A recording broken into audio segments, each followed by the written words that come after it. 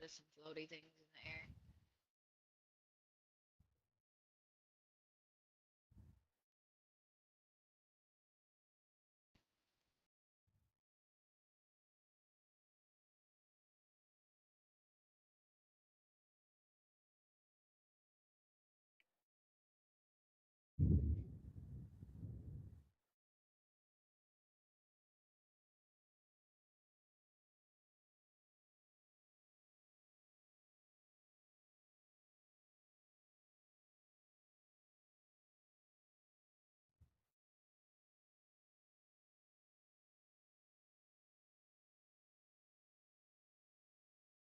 Ooh.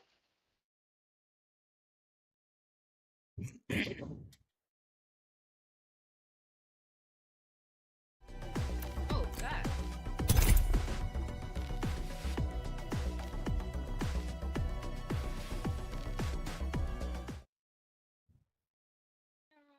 Make it take my own.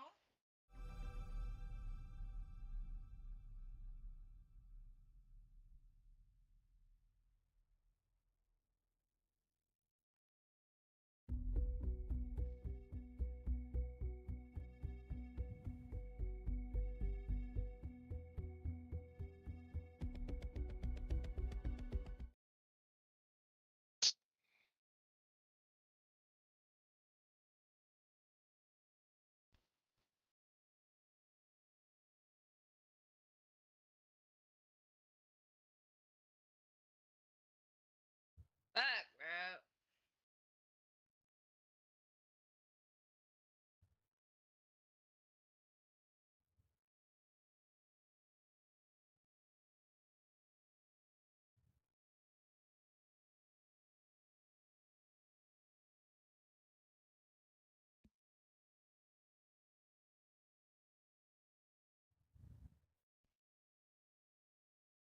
Are they on him?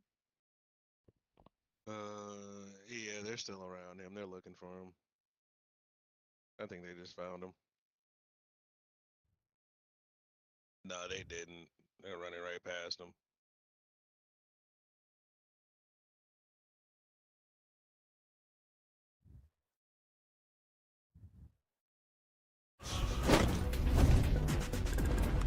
What's a little blood sport between friends? What's a little blood sport between friends? Andiamo, ragazzi. I'm just here for a laugh or two. Anyone got a light?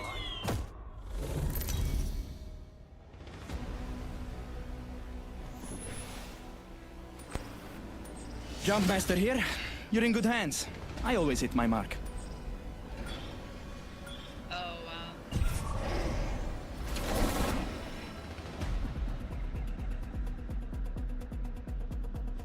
Fly like an arrow!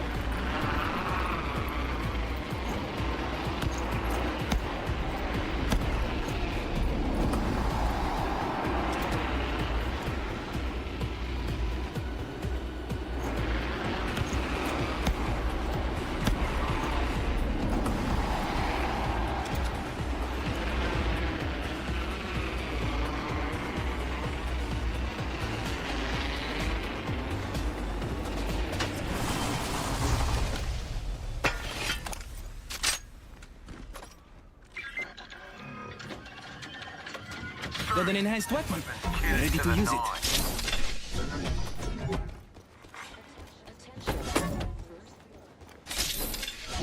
Someone got first blood. Okay, respect. We're not all in the ring. Standard energy level 3.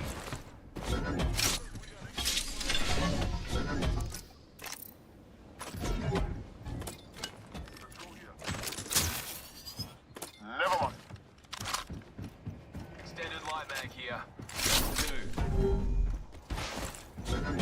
Evo harvesters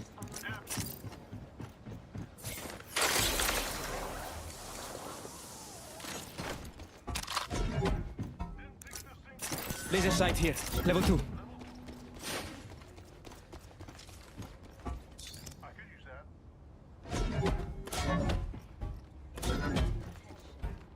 Hey, more Mobile respawn beacon here.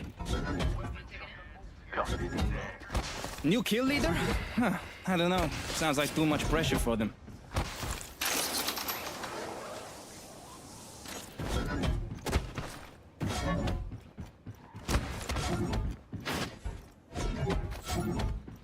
Where is it? Storm's coming.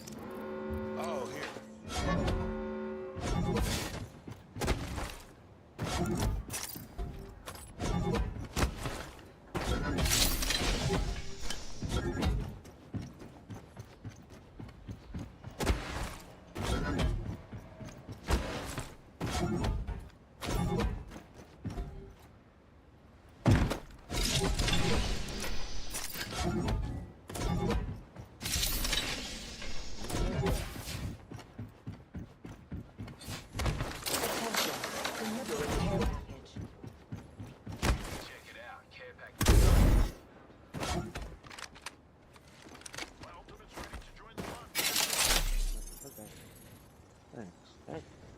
Setting a tracker.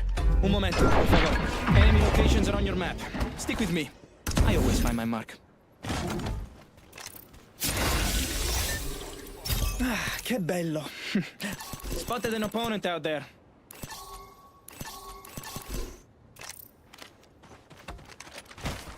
Yo, it's a team pressing from our right. Y'all don't see that?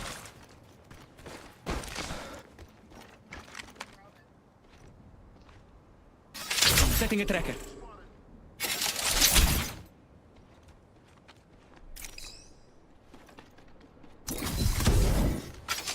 Time to let this stinger do the hunting. Fighting. Reloading.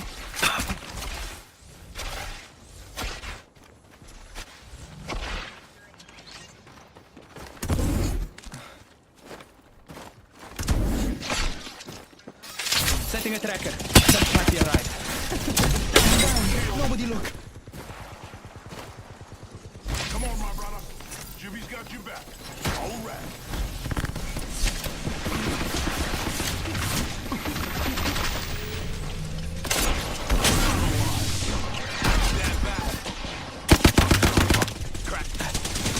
Behind. It's over. Fuck, it's over.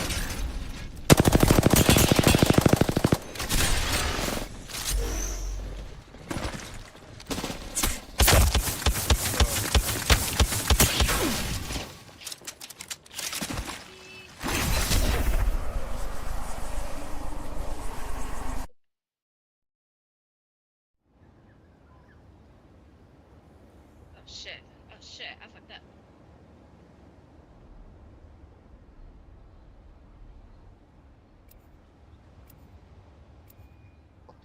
Can't even do anything.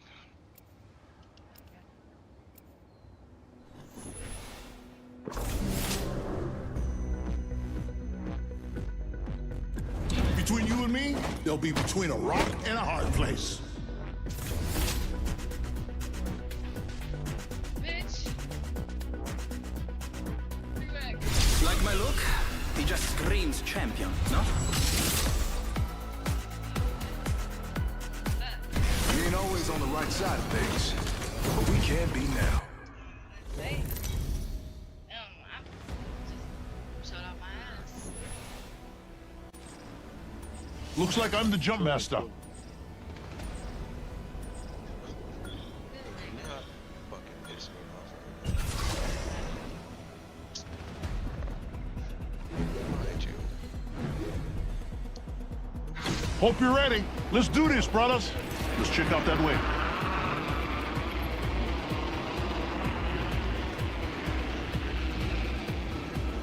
I've never missed a chance.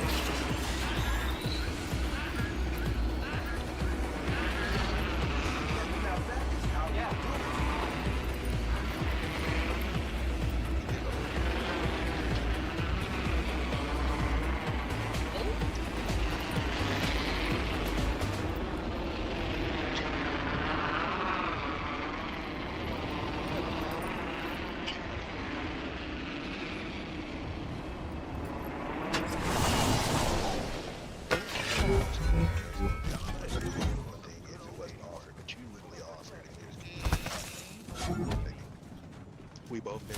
Swear.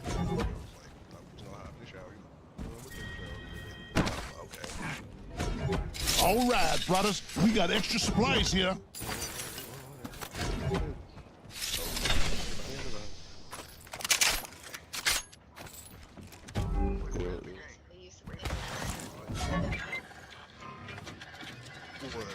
Didn't think this thing could get more powerful. It did. Attention, Evo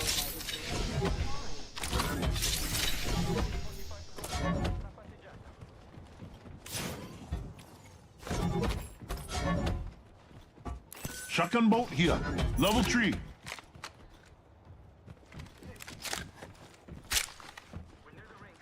30 seconds left to get inside.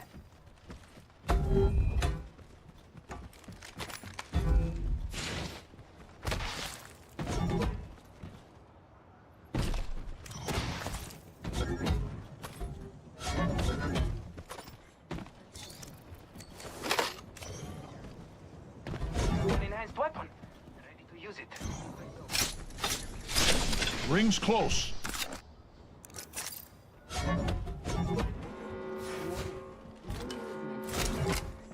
Evo harvester here. Andiamo. Get in the ring. Roll outside. No problem, brother. I got you. I leveled up. Better get an upgrade. Gibraltar's upgraded and feeling... Thank you. I was raised to be helpful. That's what I'm looking for.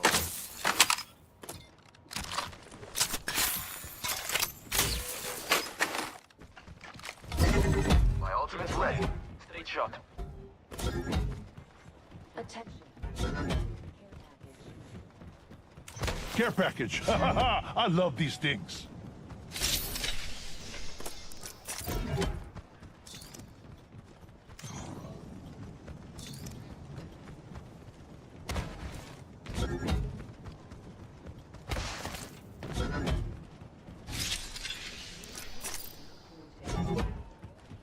Hey, we got ourselves a new kill leader. Energy mag here. Level 2. Better stabilizer here. Level 3. Been looking for that. I could use that. Mag here. Level 2.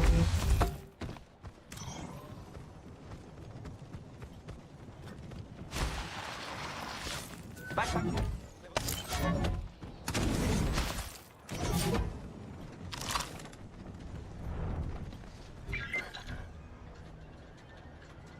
Didn't think this thing could get... Whoa, we might have enemy sounds that way.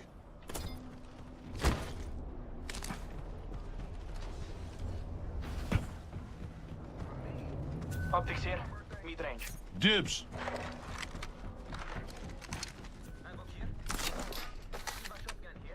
Optics here. Close range. Dibs.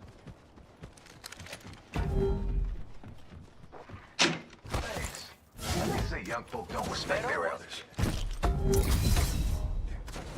Haha! My ultimate's ready to join the fun.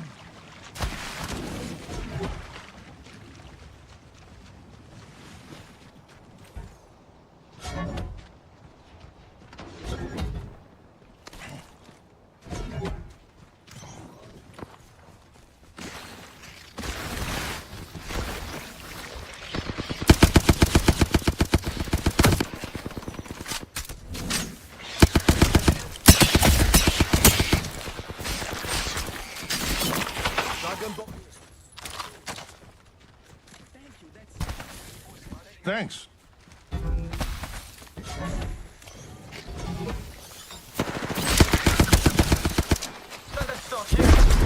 Me? Is it my birthday? I was raised to Good. be helpful. Somebody peeking over there. Yeah.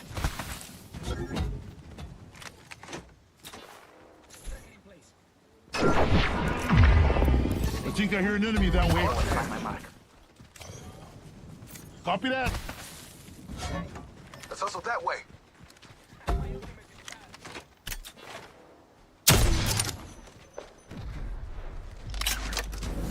Raining down some destruction.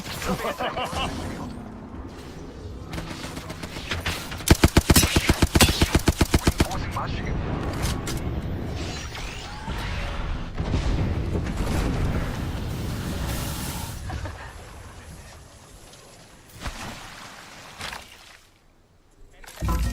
I'm getting shot. No good, brothers. Reloading. I've been down. My shields. We gotta go. Shield up. Incoming grenade.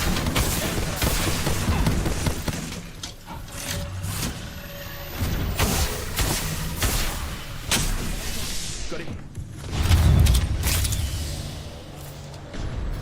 Taking a trend. Grenade.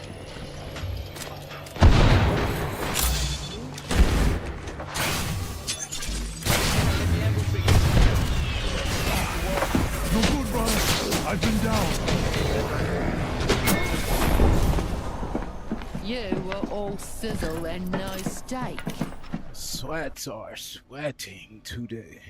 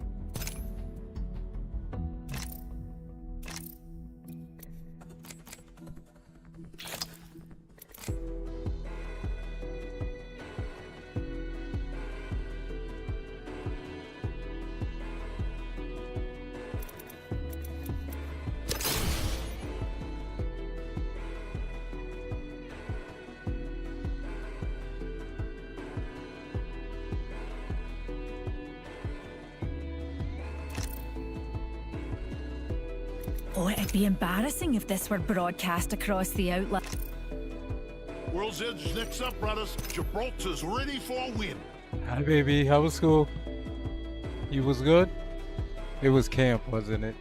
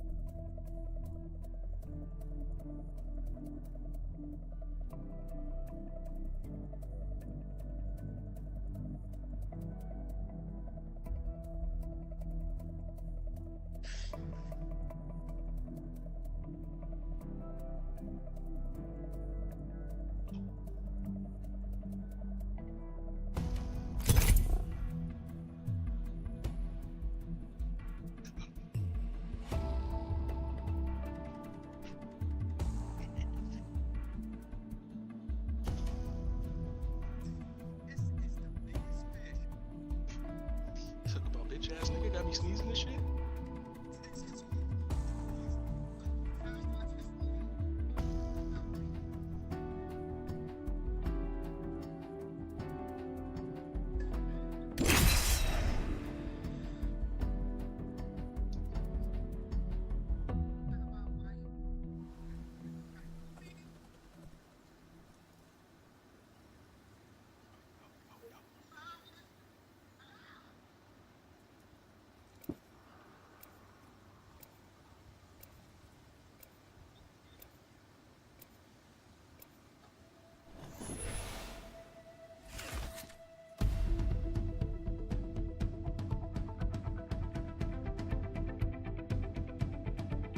Today smells like victory.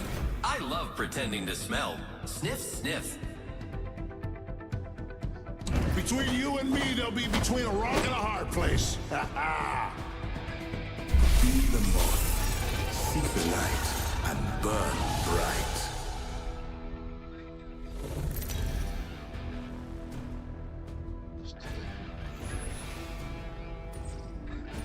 Gibraltar's the jump master. You're in good hands, fam. Here we go. Hang tight. Let's go over there.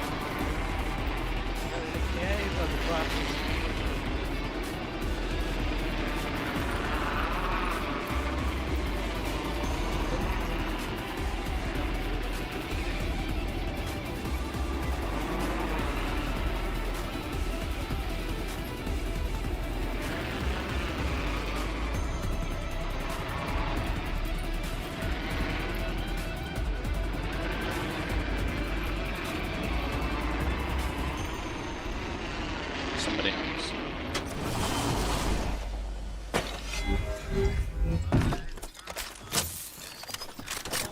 Blood. First blood.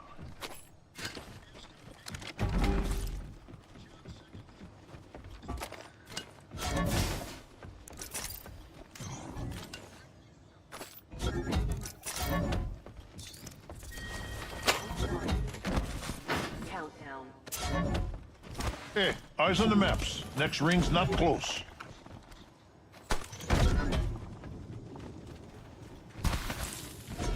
Ring's a long way ahead. Know your positions.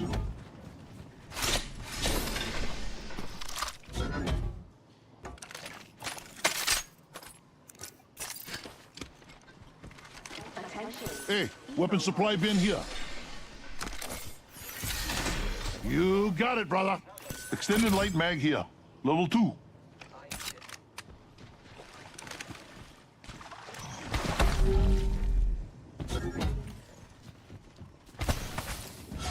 Oh my god. Niggas got tea, but they can ready up. Man, come on. You got it, brother.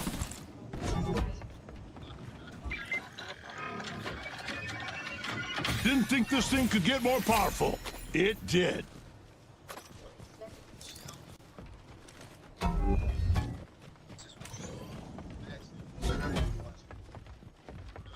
Closing.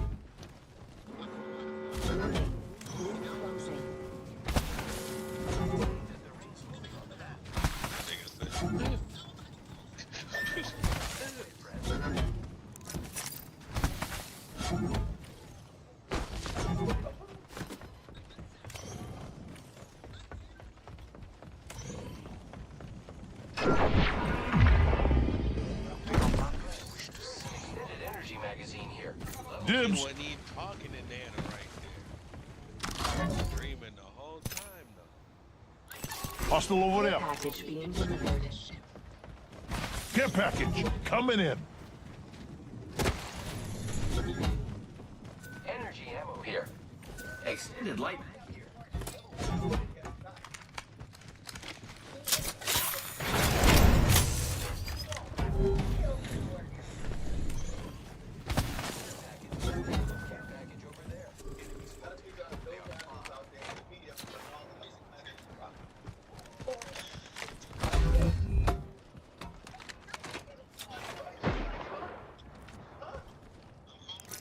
Yeah.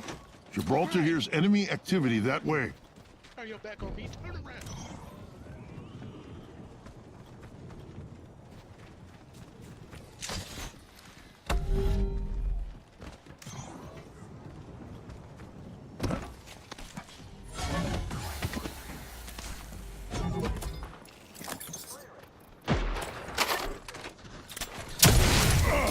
Taking. Hold up.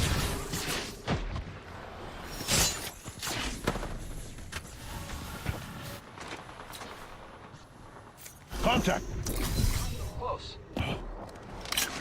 Calling the airstrike.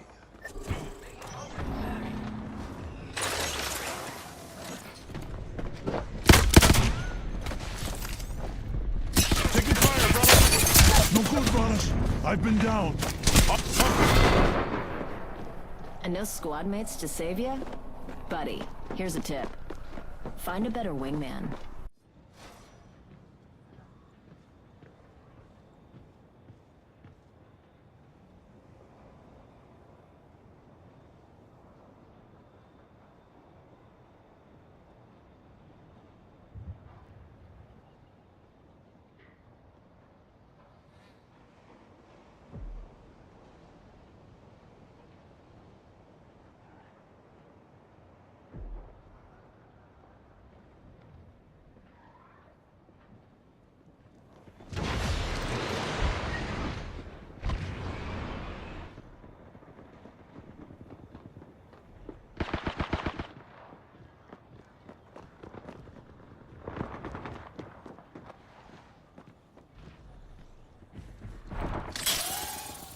Unveiling.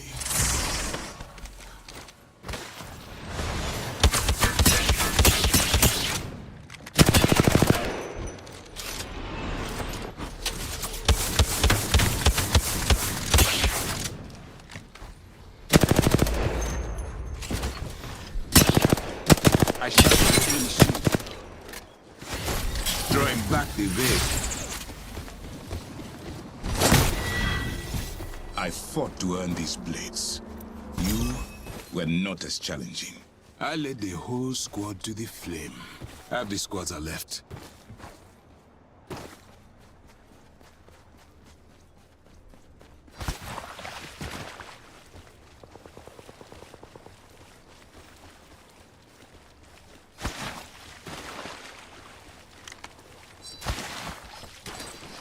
Holistic Hunt says, on our box it's RD1.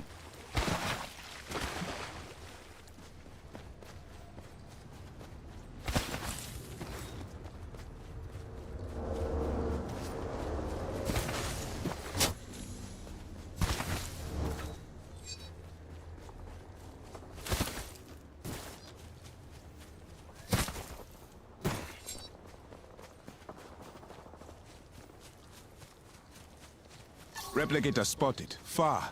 Paint with a full palette, my friend.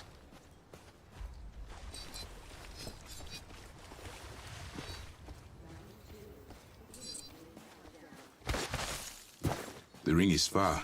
I should move.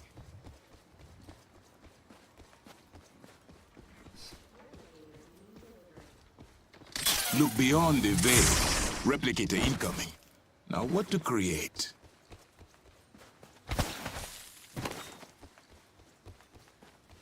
I'm taking fire.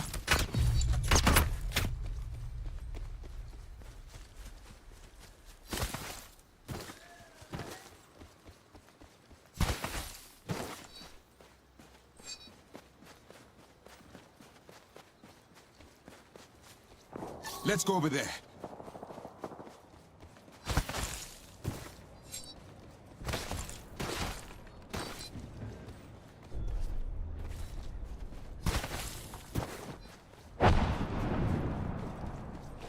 One minute, and the ring is far.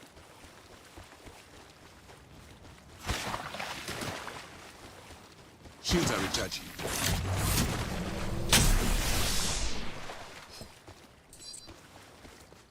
"45 seconds and the next ring is far."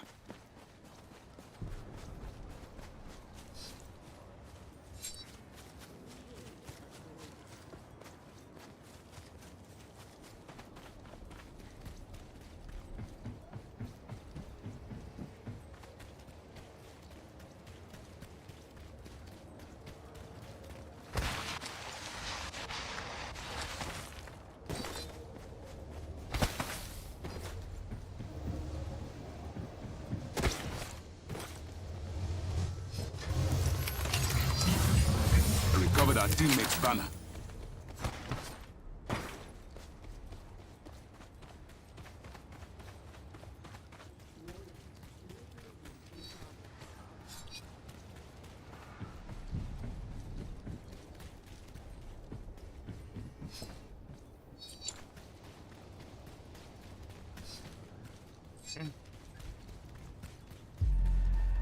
Okay.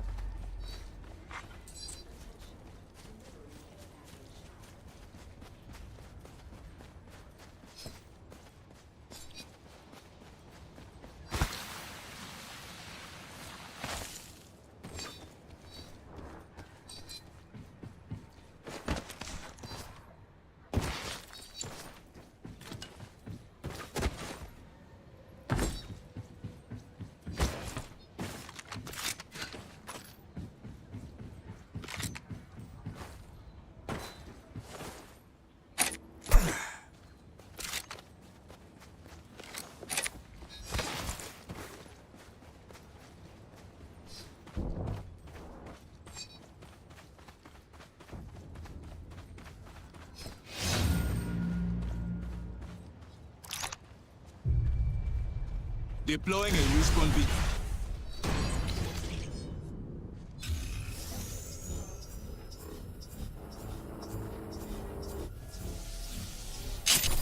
Explore there. Nuka Fueled says, Tut. Here comes Gibraltar. Maybe.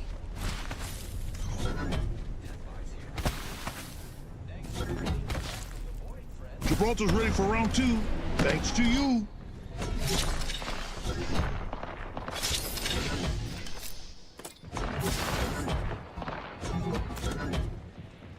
Got an enemy landing near me.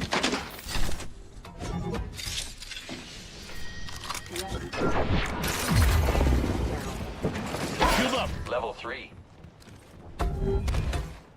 Contact.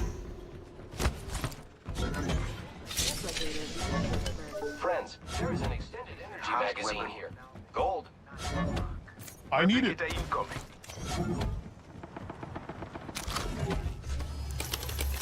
Crafted, but I'm still ready. Laser sight here.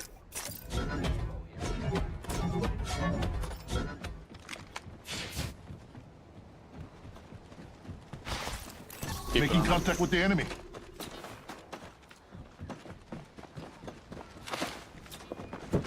Shield up.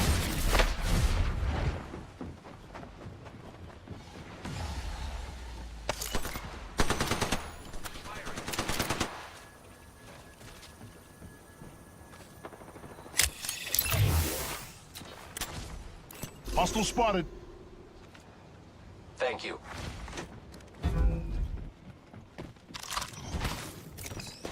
Making contact with... Taking fire, brothers. Giving my shields a recharge.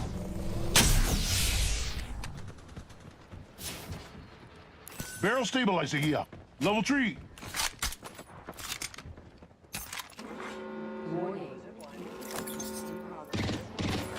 Fire. Looks like we're in the next ring.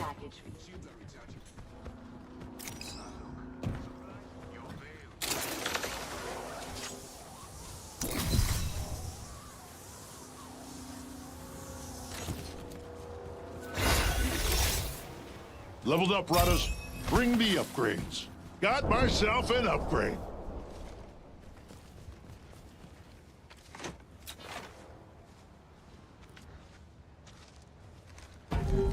Prowler there. I think it's prowling.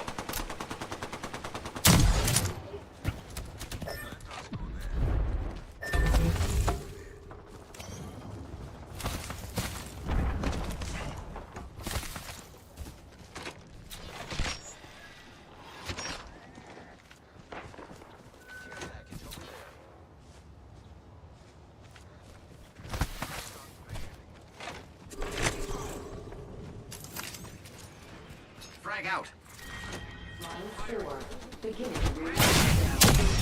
Reloading. We just eliminated the whole squad. Exciting. Target spotted. Attention. And Act 1. Rippling incoming, friends.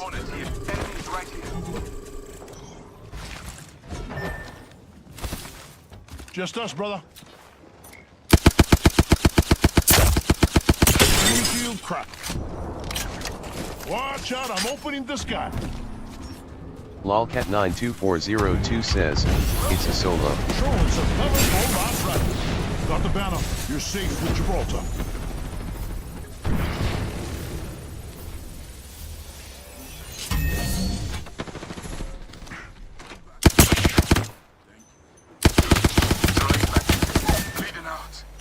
Hey, I'm getting shot.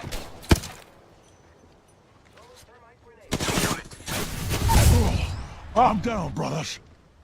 Dumbass landed and immediately got himself down. Recharging shields. Firing.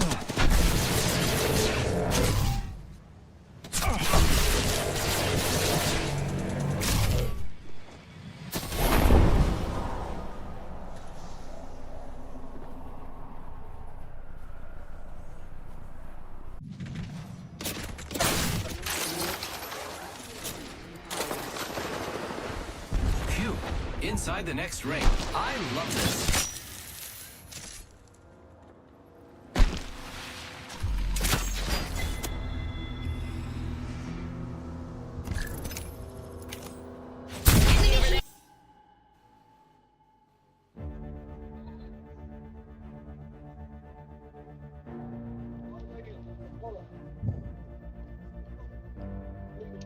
Nah, he just wanted that, man.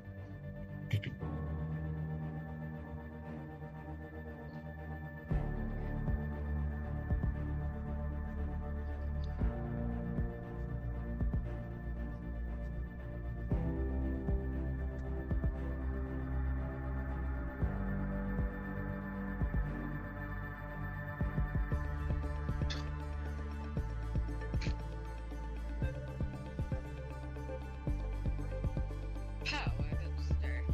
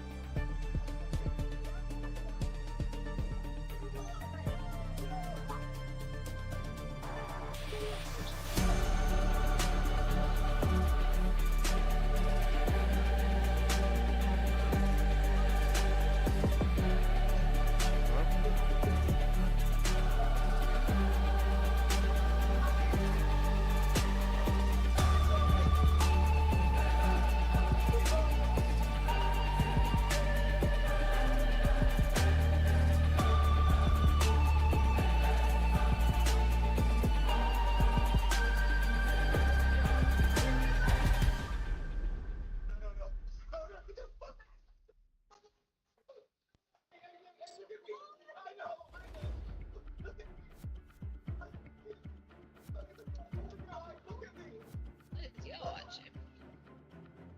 From.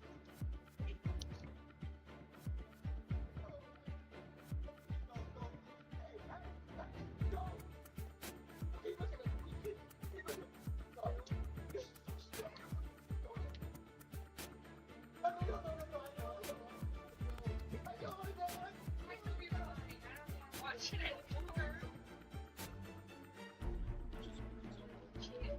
Uh, fucking map. Hardly see.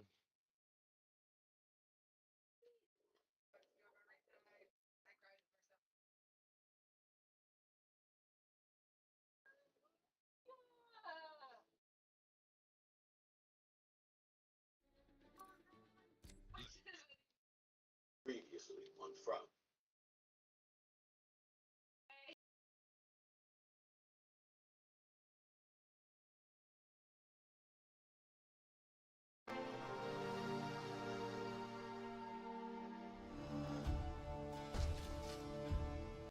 Sony sent it.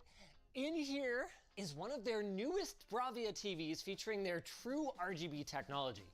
I knew this was coming because I first checked it out a couple of months ago, but I had no idea they were sending one this big.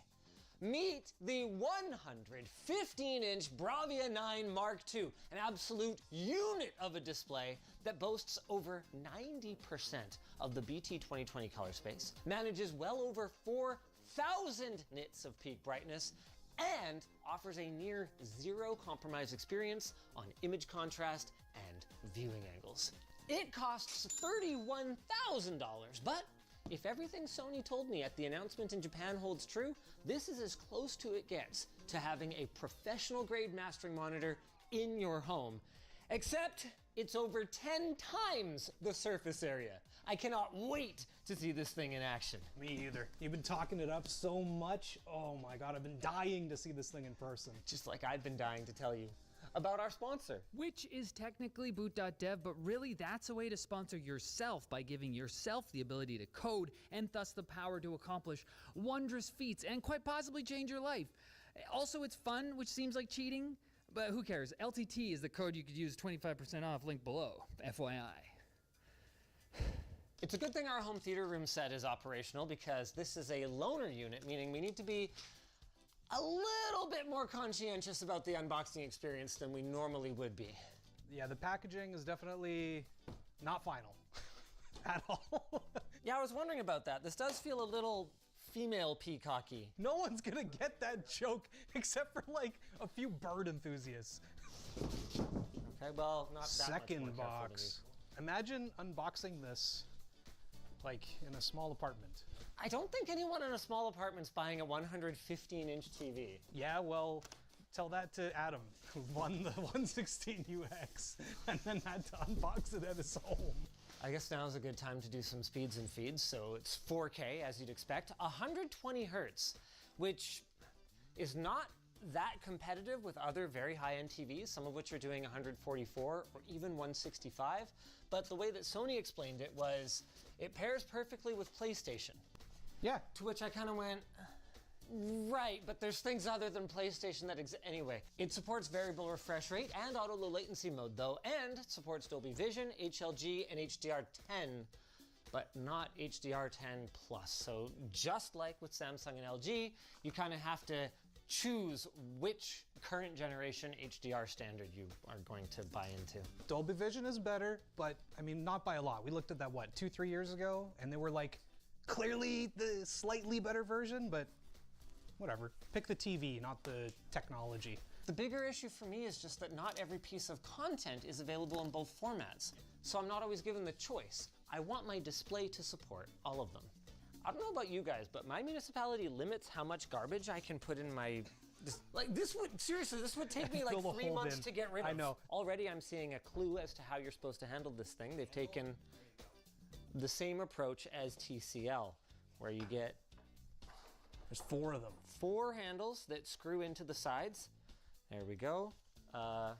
That's interesting. A little too low for the foam. Yeah. Well, you know, maybe we just lift it up with those ones, and then we get Reese to really quickly pop the other handles in. Okay, here's what you do. And then this comes out. Are you sure? Yep, oh yeah, I'm sure. And then it's just supported by the middle one. There we go. Okay. Can I have a butt plug, please? Really, you're gonna throw that in? You got it. I mean, the good thing is he wouldn't have scratched the next generation anti-glare coating because the 115-inch model doesn't get it. All the rest of the members of this family do get this like wild anti-glare coating. We're going to be checking it out on the 65-inch model over on Short Circuit sometime in the next little bit here. What else can I say about it before we put on the stand? It supports Wi-Fi 6E. It's got like a bunch of speakers in it. So 8 speakers, 2 tweeters, 2 subwoofers. Apparently the sound is supposed to be really great. Just gonna reiterate again for the umpteenth time, if you are buying a $31,000 TV, do not use the speakers that are on board it. I don't care how good they are. Oh yeah, we can put the feet on like this. That's true. That's so smart. That's true. Speaking of the feet, that's a third feature that is not present on the 115-inch model. The smaller ones have this cool, like, real-life cloaking device stand that bends the light so you can run cables behind it, and then you look at it and you like can't see them. It's kind of cool. It's lenticular. Lenticular. Oh, hey Reese, do you have an LTT screwdriver? Oh yeah, He did bring one, yes. Thank you, sir. LTTstore.com. We have so many different colors and styles now. While we're down here, built-in power supply. So here's our AC in, and let's go look at the I/O. There we are. 4 HDMI ins, 2 of them do up to 4K 120 hertz, one with eARC. We've got LAN. It doesn't say if it's 1000 or gigabit. I would really hope at this price it would be gigabit, but smart TVs, man. There's no way it is. What else we got? A couple USB ports, digital audio out, and optical. This is a cool feature. It allows you to use the speakers on your TV as the center channel in your surround sound setup. It can be pretty nice for a clean installation, even if I would still recommend a dedicated center channel. Also, RS-232C support, as well as IR in, if you want to use like an external IR blaster, as well as a cable antenna port. And that's it, that's your I/O. Really clean back. Okay, Henry, you're gonna wanna get this, because if we drop it, then this is where it's gonna happen. If we're being realistic, it's about a 3-person job to move these TVs around. The gap is so big on this one. I know. 1, 2, 3. Ah! Oh, sorry, Reese. Let's go. Okay. We're putting it on? Yeah, oh yeah. Okay. Go ahead, you can put that foot on. Okay. We probably should have attached the power cord first. It's in the bag. Maybe it's a 4-person lift, and that's why they've got. I think it's fine that you break your back moving the thing around, because realistically, once you have this TV, it's never moving. Do you ever get up again? No. Okay. Ooh, illuminated remote. You would think I could take that for granted, you know, with such an expensive product. I don't. I've seen very expensive projectors and TVs that do not include a decent remote. Oh wow, big dedicated Sony Pictures Core button. Oh, thank you, Sony. Along with all the sponsored, Crunchyroll though. Got YouTube on there. Is there an AI button? No AI button. That's cool. The mic button on the C6H is an AI button. It's great. Nice. I like this free TV button though. Yo, I want free TV. That's the first thing I'm gonna click. I guess we haven't really talked about True RGB yet. Sony is calling their tech True RGB because they're using 3 independently controlled diodes, red, green, and blue. Pure color, no filter. In theory, this results in massive coverage of the BT 2020 color gamut, and in practice, it works. The lab measured a whopping 92.3% in vivid mode. And like, okay, yeah, sure, gross, vivid mode, who cares? But in professional HDR, the mode that Sony recommends that you use for a more accurate picture, it was still 91.2%. Absolutely incredible. Part of how Sony achieves their next level of color gamut coverage comes from just how bright they can make every color channel. We're not capping out the like 10,000 nits that BT 2020 is rated for, but we still did measure almost 4,700 nits peak brightness in that accurate professional HDR mode. That is well past the typical 1,000 nits that many HDR films are mastered for. Although there are some that were mastered with future displays in mind for up to 4,000 nits and beyond. So why don't we start with checking out a couple. Your seat's not gonna sit in itself. The thing that I can't believe right now is how much of a thing this became. How many people have $30,000 to spend on a TV? Like how many competitors do we need in this niche? Here we go. You know, you never get over it. What, how big that TV is? It's so big. I'm expecting this to be a whole new, brand new experience. Oh yeah, with the fancy true RGB. I'm already a little disappointed that this doesn't have the anti-glare coating that I saw at the unveiling. I know, but like, it's I know it's bad. I know it's bad, but like, this is gonna be in a massive theater room with the lights off. Those spotlights, we're filming stuff. It's fine. It's probably living room. There is no theater room option. I looked through the Ubi. There's on no a TV. You'd think that on a TV this big, shed, there might. Yeah, I'm gonna put this 115-inch, $31,000 TV in my shed. It's a theater shed. It acts as a wall of the shed. Is this another setup wizard? Yes. But this is for the actual TV, not your Google account. So this is the one that actually matters. So much for let's watch some content. Off. Wait, off, why am I doing? Why am I doing? Power saving off. I don't know. Why am I doing this again? I don't know. I don't. So this is the optimization thing. Oh yeah, okay, but this I would. Oh yeah, select. tabletop stand for sure. Yeah. And then it can do this if we want to. Oh, remote control's not connected via Bluetooth. Well, that sounds like a you problem. Yeah, why didn't it just do that out of the box? I mean, that could be a quirk of this having been set up and something by a previous reviewer. I don't know. Maybe we've reset it a few times. Oh my God, what is this? How do I get rid of this? Create your. Just hit next. Oh, for crying out loud! Dark patterns, man. Yeah. No. Okay, next. This is. We're almost there. Start using the TV. Yes. Just start it. Why do you gotta put? Oh my God. Set up your screensaver. Hey, my wife. That's cool though. Dude, I can't wait to see this thing. I gotta turn off motion smoothing though. Yeah. It is absolutely on. Okay. Okay, so here's one thing. Oh my God. The settings menus? No, wait. There's too many. Wait. Yeah, look at Finish this. setup. Yeah. I'm still not done? Hell yeah. That's This fine. is something that I feel like every TV manufacturer could learn from. When I go to change something and it says, hey, you can't do that right now because of X, I should immediately be presented with the option to change that thing without having to go find it. So we're on 4 for SDR content.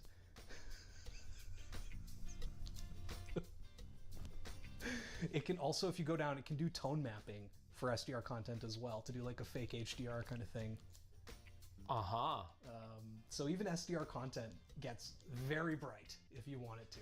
I think it's here. Yeah, you can change and choose just a color backlight or a white one if you want. So vibrant. And what's really impressive too is there's no carryover. Oh yeah. Like from the car into his skin, or like I'm really looking for the same kind of art. Like it's awful. Oh! It's just like peaking. Something that just like take your finger and cover it. You can see some of it goes away. To its credit, plugging in a PC did flip it over into game mode for us automatically, but if you ever accidentally use the wrong mode, we found that the input latency on this thing was like 10 generations ago awful. 166 milliseconds at 60 hertz, or And- 141 at 120. And that's just the input lag. Now it's time to talk about pixel response times. That is ass. And that's even in-game mode. We had trouble measuring it as well. Well, I can tell you, that's like frickin', dude, that's like a 20th of a second. It's not great, but go to the motion settings and turn that level of BFI on. Oh.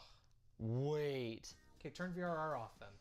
I can't use BFI to fix that clarity and variable refresh rate at the same time. Doesn't look like it. That's a huge yikes. So bright, eh? Whoa, Look at the center yellow light. And the room's lit now, so like it still just looks crazy bright. Would you replace the TCL with this? 100%, no question. Immediately. I think this is a greater TV though, no question. And one of the things that makes it so great is Sony's legendary processing. We measured an average Delta E 2000 of just 1.8 in SDR. Like, you could do color sensitive work on this thing. And even more impressive, an average Delta E ITP of just 7.79 in HDR. That is very good. And that's in spite of this one being an early unit without final calibration steps, which should be tuned to the CIE 172 standard. Quick side note, a little technical here, sorry, boring. Everyone else is still using CIE 1931, so that's how we're still testing displays. But there is a strong argument for what Sony's doing, and we will adapt if the rest of the industry follows. Imagine being able to build anything just by thinking about it. Meet Base 44. Ultra Nightmare. That is both the name of Doom Eternal's hardest difficulty and what you'll experience trying to beat it. At a base level, succeeding in Doom Eternal requires absolute mechanical mastery, exceptional reaction time to avoid instantaneous death, and a deep understanding of every game system so you can upgrade Doomguy effectively. But on Ultra Nightmare, you need to do all of these things without ever dying once. Okay, this. Oh shit, I'm gonna die. Oh, we have 5 health. And we're dead. Considering that this is regarded as one of the hardest video game difficulties ever made, and the fact that I have never beaten a Doom game prior to playing Eternal, my version of Doom First Grade was earning every achievement in the game on Nightmare difficulty, which was tough, but it was necessary. I needed to know which encounters were required and which ones were too risky, considering this is a full game permadeath. Now, since the upgrades for your character are directly tied to the amount of content you complete, this will be the main optimization problem that I'm gonna have to deal with while routing the hardest permadeath I have ever attempted. But of course, like any of these challenges, my run began at the difficulty selector. Ultra Nightmare. This is Nightmare with one major adjustment. If you die, your campaign is over. Are you sure? Can you imagine asking the guy who embodies Doomguy if he's okay with playing Ultra Nightmare difficulty? It's fucking canonically first try. So if you've never played Doom Eternal before, the important context you need is that the main quest is to rip and tear until it is done. And that's basically Doom Eternal in a nutshell. Of course, completing that goal is more difficult at the start of the game, since we start with only 5% of Doomguy's total arsenal, which is fortunately enough since Arsenal is top of the Premier League this season, so even a small amount should be good enough to get the job done. I'm not a Doom master. I can explain why I'm making decisions. It does not mean they're the correct decisions, okay? But there is a caveat to how I'm going to do this. Across all of Doom Eternal, there are 7 upgradable weapons, and each weapon has 1 to 2 upgrades and a mastery. When a weapon mod is unlocked, you use the tokens that are earned from completing encounters to upgrade them. I bring this up because every weapon in Doom Eternal is used to solve a specific problem. For example, the sticky bombs in the shotgun can be used to stun Caco demons, allowing you to execute them immediately. Or how the precision bolt on the heavy cannon is used to instantly tear off Arachnotron cannons. So unless you're doing 100% of the content, your toolbox is going to be limited. And with that said, I will be taking the sticky bombs for my shotgun, since full auto is just ass. So with my first weapon mod officially slotted in, we begin the section of the game that I refer to as Doomguy's Firsts. Because of how upgrades are spaced throughout the game, the first few levels are the most dangerous since we have fresh out of the womb levels of health and very few ways to evade enemies. So while the fights in the early game are pretty tame, the lack of combat options makes planning for every encounter absolutely essential for the first few missions. Things become easier to YOLO as we collect more weapons, but almost everything is done to maximize resources. This includes when I was picking up chainsaw ammo and when I was using it to take out big demons. Since most of the first mission revolves around killing grunt enemies and running in a straight line, I mainly had to focus on picking up a few upgrades, such as the precision bolt for the heavy cannon and the grenade launcher. So with the arenas for mission 1 only containing a handful of basic enemies, and my confidence yet to be shaken, I flew through almost everything in this level up until the final arena, which is where my planning was going to be needed the most. I'm gonna go up this chute here. There's gonna be 2 of those Caco demon guys, and there's a bunch of random little enemies. I'm gonna feed the Caco demons grenades to stagger them for a second, and when I kill them, an Arachnotron's gonna spawn. I'm gonna chainsaw him, which I currently only have 2 chainsaws, but there's a 3rd one in that room up there. And then there should be 1 more Caco demon that I need to kill. But if I get hit by like 1 random fucking gargoyle, then we're gonna be fucked. Give this a go. Pop that guy. Pop that guy. They feed that guy a thing. That's crazy. Need to grab this. Thing canceled out my... Give that to him. Oh, didn't hit him. Oh. Here, portal. That is so fucking crazy. Well, there's our first run dead. So it appears the Kako demons have much smaller mouths than I had originally calculated, because my grenade just missed the hole entirely. This wasn't the end of the world, since I had only been playing for about 15 minutes, but it goes to show you how absolutely unforgiving Ultra Nightmare can really be. That said, I took my time, definitely not almost dying on my way back to the end of Mission 1, except this time, I was determined to do things the right way. Okay, no stalling, let's just go.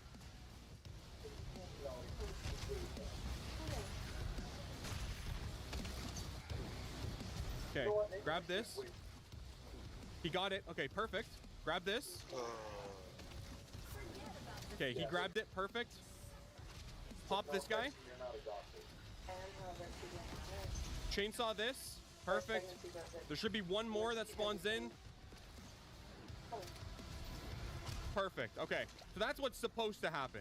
Like I mentioned earlier, the beginning of Doom Eternal is exceptionally dangerous, which is what makes the routing and planning so important. But this doesn't stop at Mission 1. Let me introduce you to the Perilous Three: Hell on Earth, Exaltia, and Cultist Base. These are the first 3 missions, and while they have easier encounters than the rest of the game, the lack of player power makes them the first real test of Ultra Nightmare difficulty. Since I've already experienced the consequences of messing up, before going into Exaltia, I stopped by the hub world to pick up a few upgrades. The first on that list is the Flame Belt. This allows me to set multiple enemies on fire to generate armor. And then the second item is my first Sentinel Crystal, which upgrades health, armor, and ammo capacity. I will be grabbing every Sentinel Crystal in the game. So my plan is to unlock Loot Magnet first, because it's a lot easier to survive when health and armor get sucked in from a mile away. Then I'm going to focus on the health and armor upgrades exclusively, because these last 3 ammo upgrades can be grabbed in the tail end of the run to refill BFG ammo. The usefulness of these upgrades...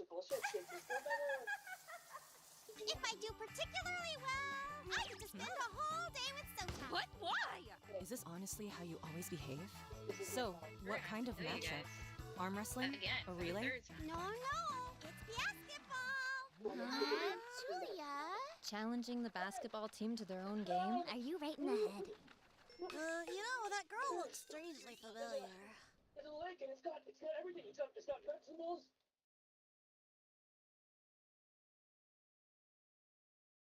Magnus Pro was a game changer. It made all of your cables disappear.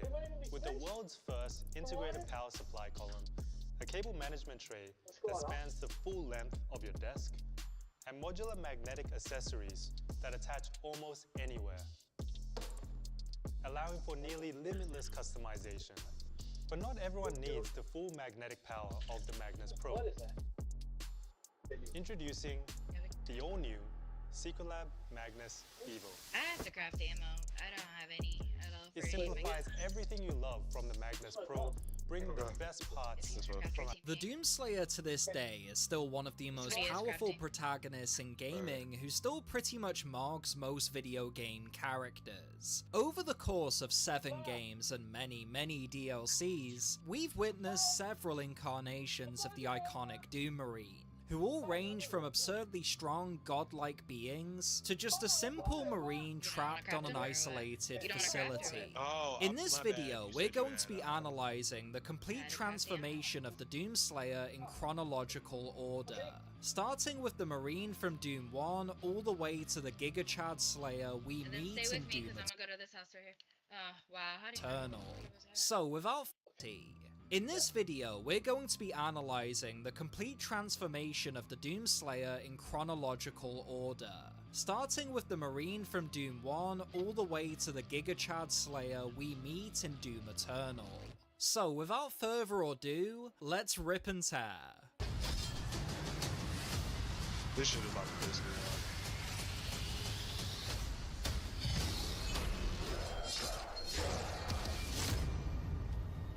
The Marine in Doom 1 is the very first protagonist we encounter in this series, and to give this guy some credit, he's incredibly powerful considering all of the abilities surrounding current Doomslayer lore is pretty much completely gone here. The unnamed Doom Marine was a man who stood for principles of righteousness. He was a Marine at heart and followed orders as if they were gospel, which would be the very thing that would cause him to question the world around him when he was ordered to gun down a group of unarmed civilians. As punishment for disobeying orders, the Marine is stationed at a post on the UAC research facility located on the barren wasteland of Mars. The story and lore for Doomguy in Doom 1 is kept intentionally vague because they didn't want to hammer the player over the head with the details, but instead give you all the context you need to establish who Doomguy is and what he stands for, which is something that becomes very important as we progress through the series. Let's talk about the UAC for a little bit. The UAC was a research headquarters for teleportation and interdimensional travel, which existed to cross the realms of reality in order to explore the unknown. The UAC would eventually break into the realm of hell and unleash all of its horrors into the facility. Every single scientist and researcher was killed in a man-made disaster that could have been prevented, and amidst all of the chaos, there was only one survivor. I'll give you a second to remember who that was.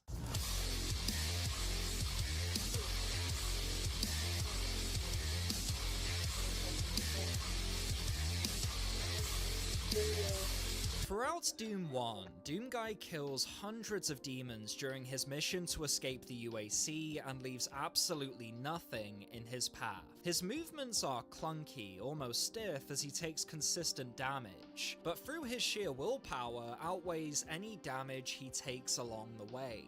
Him even surviving this would already be an absolute miracle, but at the end of episode 1, he unknowingly enters hell itself, and eventually makes his reputation known amongst the demons, a legacy which would only be forged by future visits to its realm. At the end of episode 4, the Marine single-handedly fends off the entire horde of demons in both their home territory and the UAC, which ultimately ends with Doomguy killing the Spider Mastermind, a demon who represents some form of hierarchy within the demonic forces of hell. After claiming victory over the Mastermind, there's a brief moment of peace and cheeky irony from the game as we soon learn what exactly happened on Earth, while Doomguy was fighting to survive in both the UAC and hell.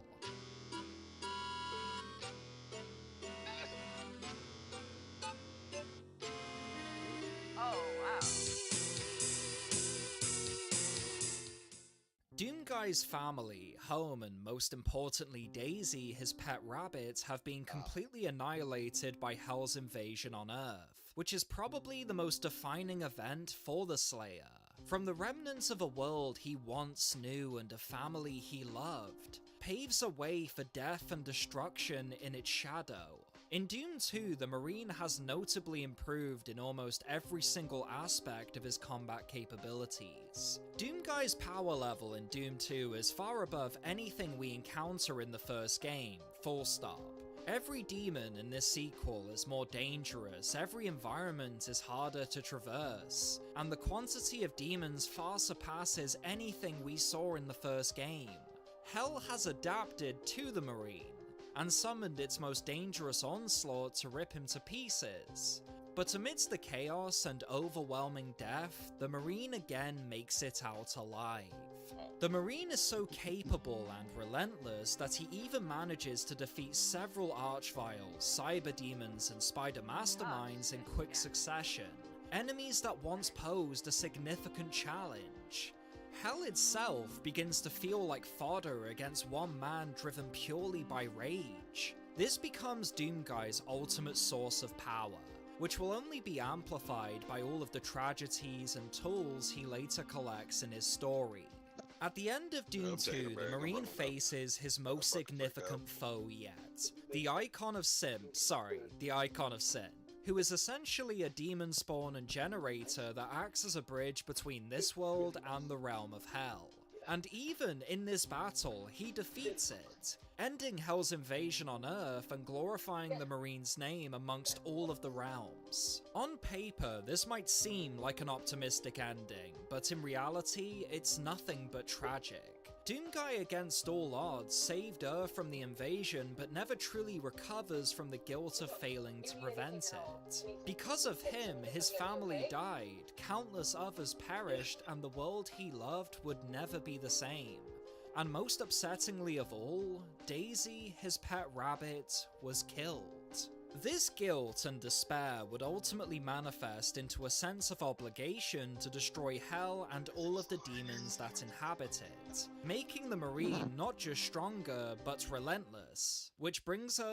Still applying for jobs without tech skills? Let's fix that. Learn Python, SQL, Power BI, and more on DataCamp. It's hands-on, in-browser, and actually fun. Learn SQL on your commute, build AI models after work. Everything is designed to enhance your skills and get you hired. Head to datacamp.com and unlock unlimited access to every course, project, and certification.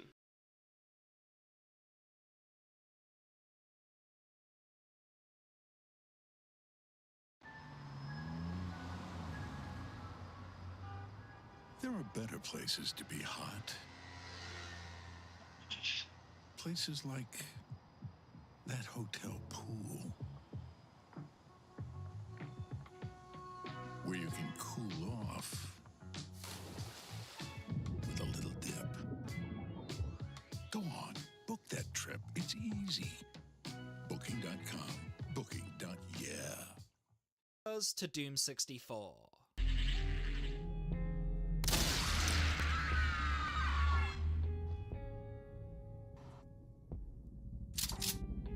Doom 64 is where we see the Doom Marine or Doomguy at his absolute peak in this classic form.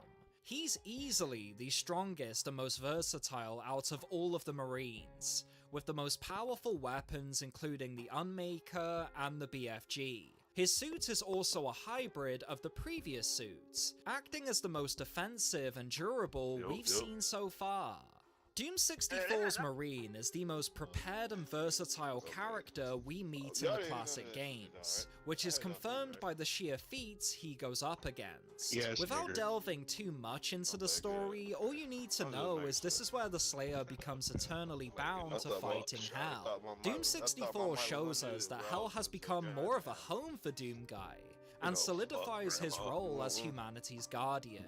In this game, we fully learn that Doomguy has now mastered battling every demon variation in the hierarchy with absolute ease. Even heavy demons such as Barons of Hell, Spider Masterminds, and hell, even the Mother Demon, are defeated with relative ease against the Marine's rage. At the end of Doom 64, after defeating the Mother Demon, the Marine sacrifices himself to the realms of Hell, fighting the onslaught of demons and Hell's hierarchy in a never-ending war against the forces of Davos.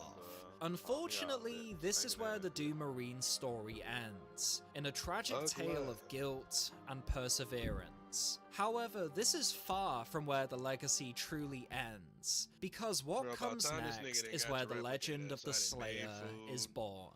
But before we talk about that, let's just talk about that other Doom game. My nose was chiseled by the gods themselves, Frank. My body was sculpted to the proportions of Michelangelo's David. You, on the other hand, well, you're a pit of despair. Doom 3 to this day is by far the most controversial game in this series, with the most polarizing Marine in the series as well.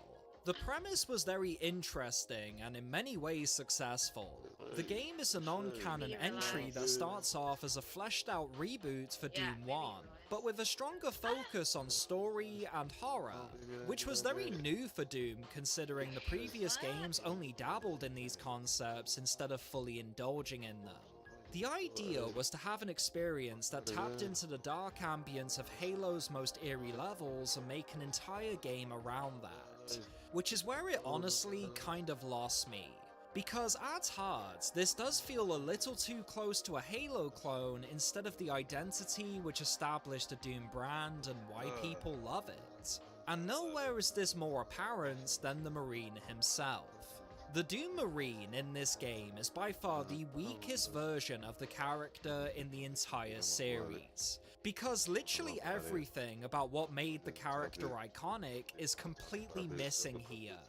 His bulky, intimidating physique is swapped out for something more lean and grounded, The suits that defined his identity is basically nowhere to be found. And his feats, while yes are still impressive, just don't even compare to what we saw in Doom 1. I mean, this version of the Marine doesn't even kill the main villain, some other guy does it in the effing DLC. What made the original Marine so iconic and powerful was the fact that all of his goals and motivations were entirely isolated.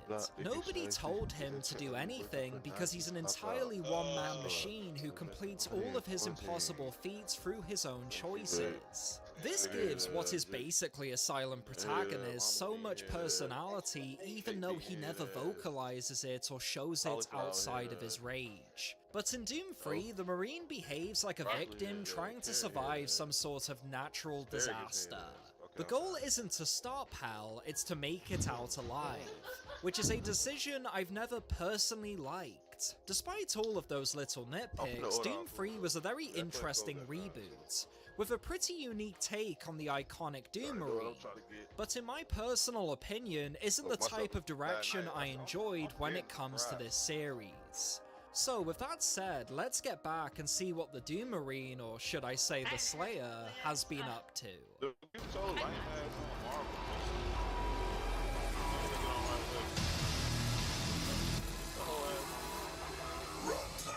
Imagine being able to build an app with your name on it, just by thinking about it. Meet Base 44, a complete AI creation platform. 50 minutes ago. Describe what you want, and watch it take shape. You can plan, customize, and expand in any direction. After countless years of battling the forces of hell, the Doom Marine would eventually join the Night Sentinels, and completely enhance both his arsenal and combat abilities, which would completely transform him both physically and mythically. But to truly explain what's going on here and why the Doom Marine is so powerful, we need to talk about the Divinity Machine. The Divinity Machine was designed to amplify the power of makers and higher beings to allow transcendence to a complete physical level. When the subject enters the machine, they're gifted powers which far exceed their physical potential. However, with Doomguy, the machine amplifies his most personal and emotional traits. His rage, which once had limits, has now become limitless. Through this extremely important event, the Doom Marine finally becomes the Doom Slayer, which leads us to the events of Doom the Dark Ages. In Doom the Dark Ages, we see the complete and total evolution of what came before brought completely full circle. Every skill and ability we saw in classic Doom games has now been expanded with several new offensive and defensive capabilities, which completely transforms how he moves and, more importantly, how he fights. The Doomslayer has double, maybe even triple the weapons he had before, with the ability to wield and use melee weapons of both man-made and cosmic origin. Hell, even his suit is something that demands to be feared, as he takes a unique appearance of a Night Sentinel with his helmet engraved with a crown-like shape. Every weapon the Slayer has in this game is insanely overpowered, with most of them being able to clear dozens of fodder in but a second. Guns such as the Super Shotgun, Chain Shot, and Pulverizer are all some of the most powerful tools in terms of completely annihilating every demon and boss in the game. Dude, even the Shield Saw allows him to stun most enemies, allowing him to be extremely agile during combat despite his heavy boots on the ground combat style. In terms of overall battle potency, the Slayer is probably the most equipped here out of any game in the series. I mean, we didn't even mention Serit or his mech, which give him complete advantage over long-distance pursuits and battling titans without any assistance. When discussing the Slayer's feats in Doom the Dark Ages, it's also very impressive what he's truly capable of. In this game, he kills many titans with absolute ease, suppresses the will of the Creedmaker's mind control, enters the cosmic realm and kills Cthulhu, sorry, the old one, sacrifices himself, then manipulates the afterlife to resurrect himself, kills the Creed Maker, and finally kills Azrak not once, but twice. And the craziest part is, this is literally just scratching the surface because we still have the DLC, which is only going to expand what this version of the Slayer is truly capable of. So, with that said, you might think we've already achieved max power level, but believe it or not, the Slayer actually gets stronger, which is where Doom 2016 comes in. Everything has clearly gotten out of hand now, yes. But it was worth the risk. I assure you.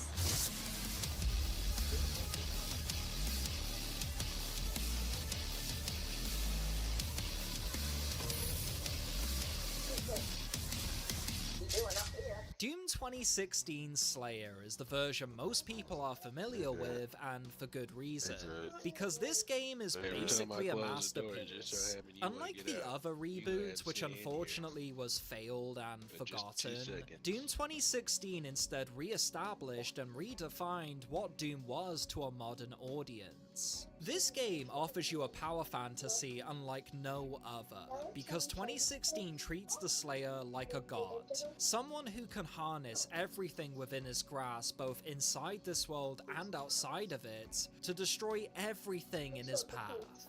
Across the entire game, the Slayer picks up an arsenal of both UAC weapons and technology to give him the combat advantages for taking out the various, although familiar, onslaught of demons. In that game, weapons are treated as essential tools where survival is basically impossible without them. But in 2016, weapons feel more like disposable tools which purely act as a convenience instead of a necessity.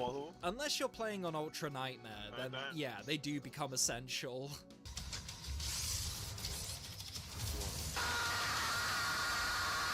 So, you might ask yourself, why is Doom 2016 Slayer more powerful than Doom the Dark Ages, despite only having a fraction of the weaponry and combat advantages? Well, to put it simply, this version of the Slayer has the Praetor suit. Unlike previous armors and suits the Slayer has worn, this suit is directly tied into and uses Argent energy, which amplifies the already superhuman traits given by the Divinity Machine.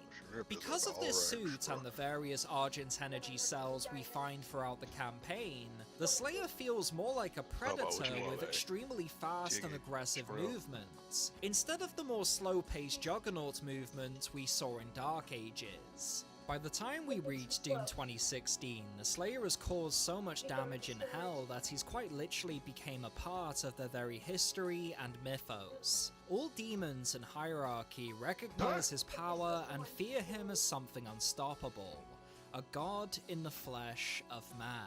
Throughout our missions in Hell, we can even find recordings which read as demon testaments describing just how terrified they are of the Slayer. They break down in detail how no fear can frighten him, no pain can stop him, and no exhaustion will ever break his stride. And what infuses fear more than anything else is the steel-barreled sword of vengeance, the mark of the beast. Despite the Slayer's feats in this game feeling toned down compared to something like Doom the Dark Ages, please make no mistake that this version of the character is absolutely more powerful in every conceivable way. But if you can believe it, we still have one final stage of the Slayer's evolution to talk about, and it's the craziest yet. Okay, I just bought these headphones that are not designed for gaming. They were actually designed for producers.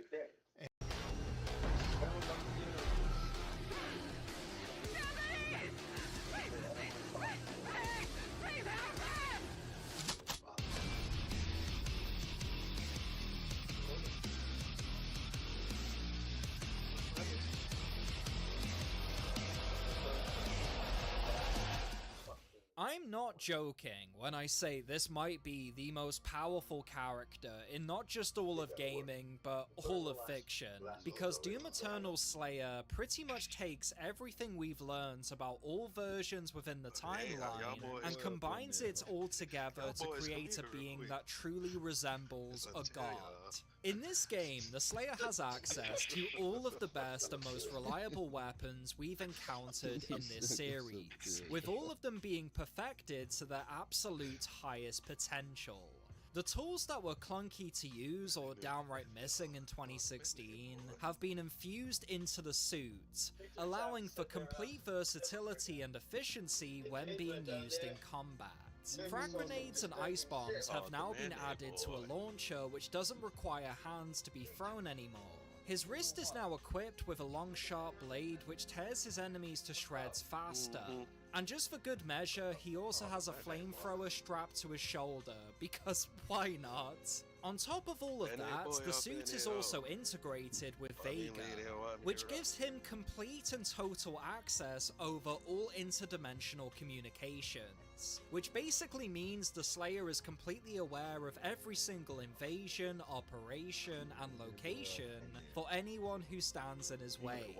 He also has, and I'm not kidding, a freaking sword which can cut through anything and basically one-shot every single enemy or boss, a lair in space for conducting operations, lifting weights, and playing the guitar because why the fuck not, while upgrading both the Praetor suit even further and his core abilities given by the Divinity Machine.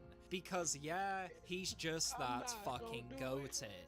Everything, and I truly mean everything, has been optimized, refined, and perfected to allow for zero flaws in terms of combat effectiveness. Because this is someone who has been battling hell for quite literally thousands of years. He knows every single demon and maker like the back of his hand, which is why his fighting style and weapons have been optimized for targeting each of the demon's weak spots. Something that's a huge part of the gameplay loop in Doom Eternal. The feats of the Eternal Slayer are simply insane. He kills all three of the Hell Priests effortlessly, kills more demons than any other Doom game combined probably, defeats both the Seraphim, the Khanmaker, and the Icon of Sin, and just for the fuck of it, he also decides to kill Davos, who is basically Doom's version of Satan. And the craziest part of all of this is he doesn't even take a single bit of damage or anything besides this. What makes Doom Eternal Slayer so terrifying isn't what he's capable of, but instead how desensitized he is to both violence and any other emotion than rage. He is a being purely motivated and driven by extreme hatred of the demons. Any and all humanity along the way has been completely severed. Any flaws or weakness has been snuffed out and replaced with something that demands to be feared and awed. This is someone who has become a figure of worship and fear in every mythos from all realms. Humans pray for his salvations, demons pray they never meet his sword, and everyone in between kneels in awe of his presence. Words cannot truly express just how durable, how strong, how powerful this character's aura and presence is within the world of Doom Eternal, which is why he is still so iconic and memorable even to this day. I need them a mayonnaise.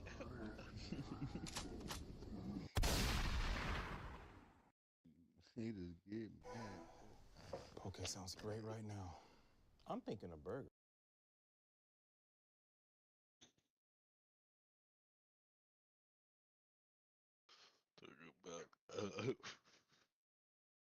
A bathing mayonnaise.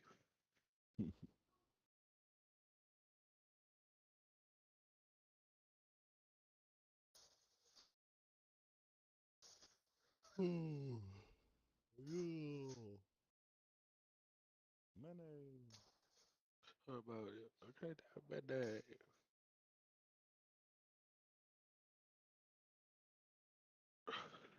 I'm smoking. I'm just letting her know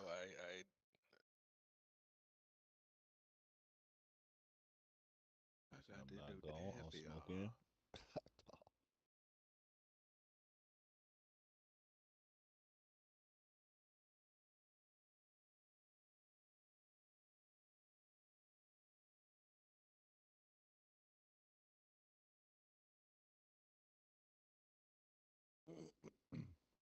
Ain't they near my baby Deion John like that?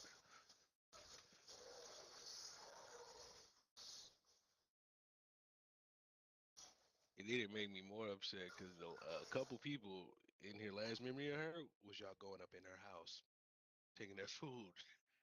No, you go. Stop. That's your right. That's your last memory, you broke bitch.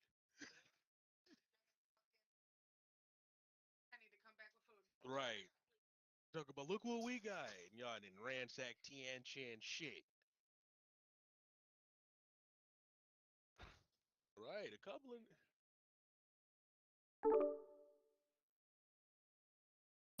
right.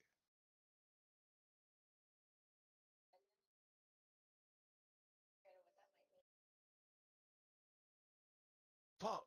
They weren't supposed to kill me. I'm a fuck. Fuck, fuck.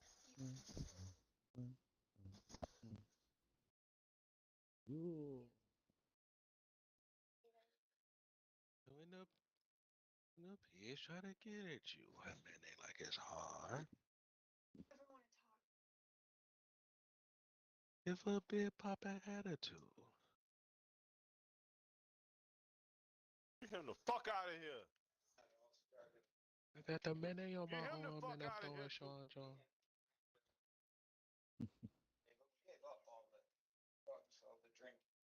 Get him out of here. And one day, 35th birthday, trying to get it in her head that we're going to stroll down memory lane. I'm not with that best weed because I'm in there going on. Oh. Take your kid to her parents' house for the night and make one last trip. I'm a mayonnaise. See these ice cubes. See these. Hell no. Hey, I'm a mayonnaise. See these ice cubes. Ice cubes. See these ice See creams. these ice creams. Eligible mayonnaise. But y'all knew that. Hell no. On Cooey.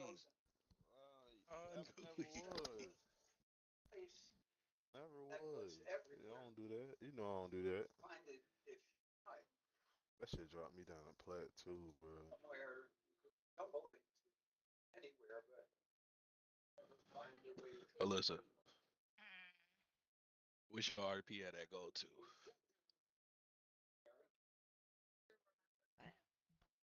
What's your RP at? And go These to? niggas suspended me for being inactive, bro. You said what? 500. 500. Dang, bro. Yeah. Promoted me. Okay. Turn up. Who's good? 446. He's gonna suspend me for 15 minutes because I was inactive. I got Get the fuck 558 out of to here. be exact. You was inactive for 15 minutes and you're upset No. about a punishment? They banned me for 15 minutes for being inactive. Oh. Right, we in rank. So, nigga? Better get active. Right, That's what they saying. You better get active, cuz. I see if I left the fucking game. It's a nigga that left the whole fucking game. And They guess what? banned him too. They gave him 20. You be happy with your 15, nigga.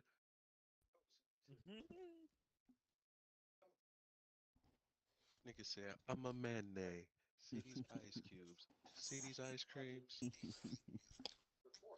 Eligible mayonnaise. But y'all knew that. Nigga said, man.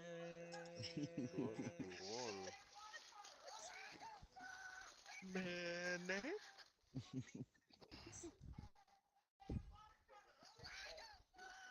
If it want mayonnaise. Why that bitch working on it out here, dog? Y'all niggas stupid as fuck, bro. I don't even want Mayonnaise double G. I'm 100% sure I'm gonna get cheap. Young niggas ain't get on the power. We double P. Your man ain't cheap. I got downloaded. Yeah, don't hurt yourself trying to do it, man. What a download that bit. That shit fire, fam. That shit fire. Chicken man, leg 3.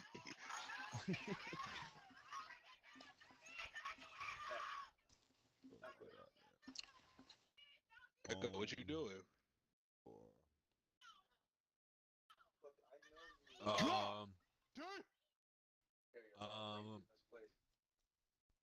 Y'all want me to load up? Is that what you're saying? Man, It sound like he trying If to. you want to. Trying to get on the menu. He said type shit, type shit. Yeah, I got you. I'll load up. Waiting to see Double low P deal. more information. Yeah, I'm gonna need your help with something. Hey? Going back in the clips, I realized when he have his visions and he talking to the priest, I realized that one time he slipped nigga out. He was like, nigga, you supposed to be here. I was like, oh yeah. I was like, that's the boy, yeah. The fuck? Right. No, he wasn't. Not after that confession, he said, like, I don't know, like, buddy, we gotta put you in the box or something. You did That what? shit is not in game, bro. Nigga said, nigga, not on duty. Careful. Where you get this liquor from?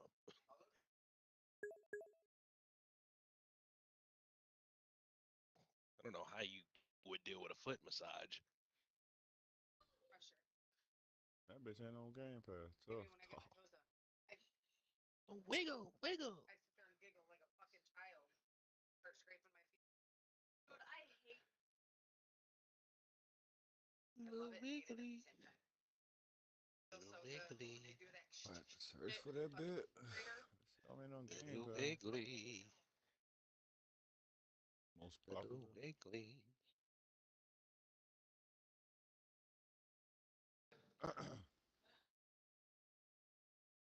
Come on, who calling my house?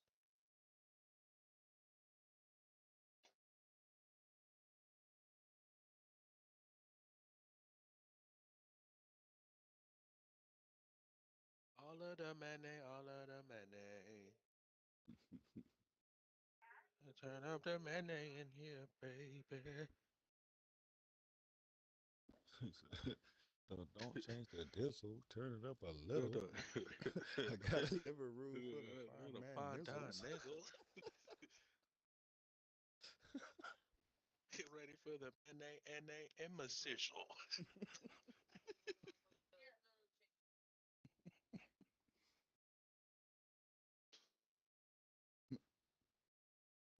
Not the man nizzle. You know what I'm saying? It's the man nicks, nigga. Look,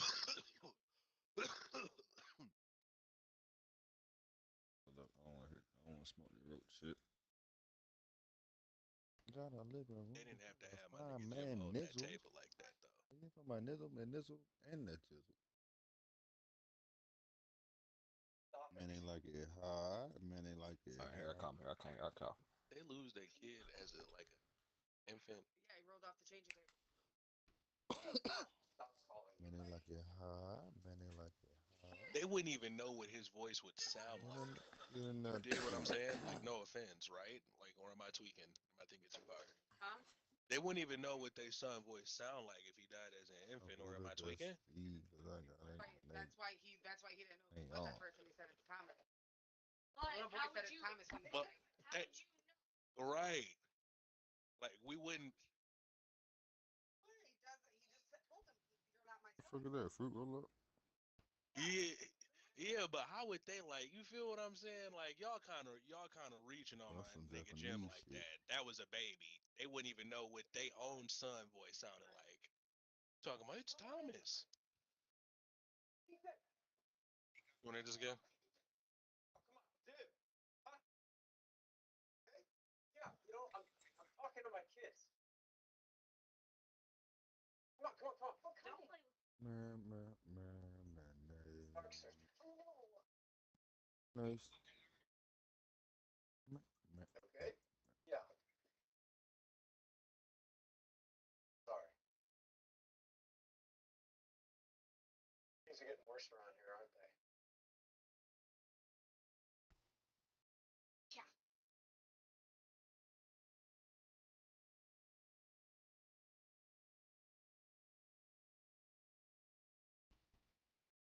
Oh, why I gotta be Bologna? Nasty. Come on. Come on. Take the bologna, fry that up into a dome, split it. Fuck. Bill said he was ready to serve it out you. Oh, my bad. I completely forgot. Don't Nah, as he you said said he it. was ready. Don't as you He don't. said What's he crazy though? was As you said it, because I'm not even gonna let her finish her sentence. Because as you like, you feel me? As like, My boy Get don't y'all fuck with me nigga for out real. land. He can Y'all talk got over land me hot. all he wants, and I hell no, no, because she trying to say I was about to loo up you, and that's not even the case. About the loo up a nigga. Is her hair purple or is that just the reflection? You're blind. About to loo up a nigga. Mine? Colorblind. Mhm. Okay, this might be the I guess. reflection.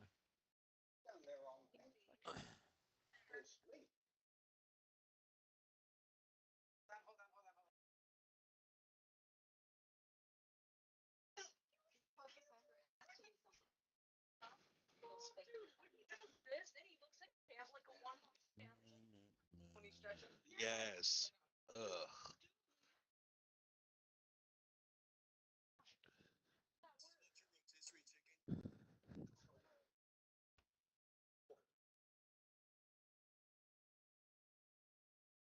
He's a half-ass skinwalker. Catch him in the middle of the night. Shh.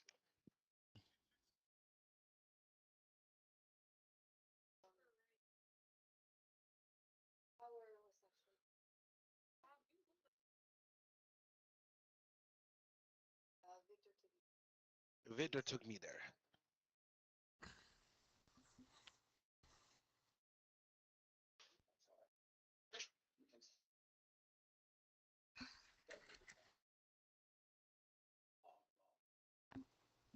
What they all had.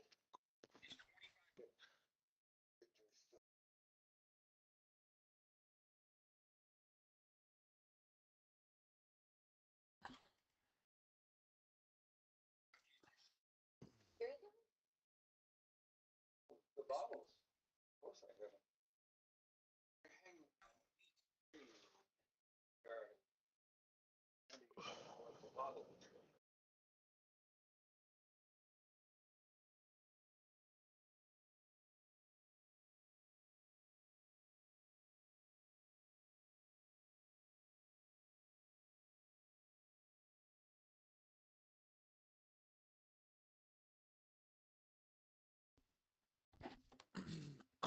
Where we going? Where we going? Shit. Goddamn. What the fuck is shit? Hanging back there. What the fuck?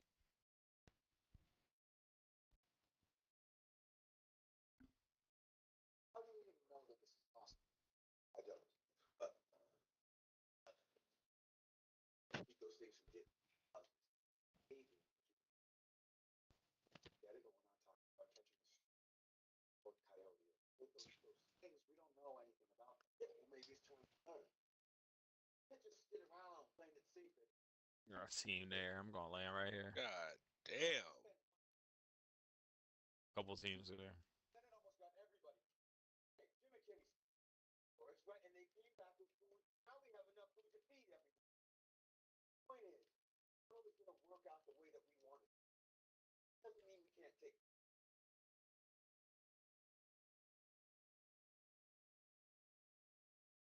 To go to Kenny.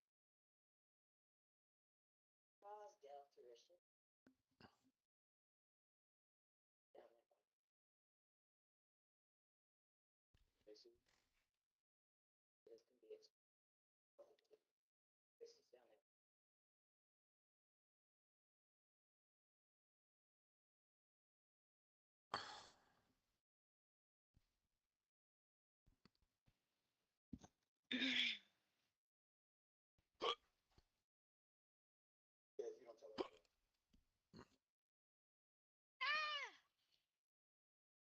I'm gonna catch her.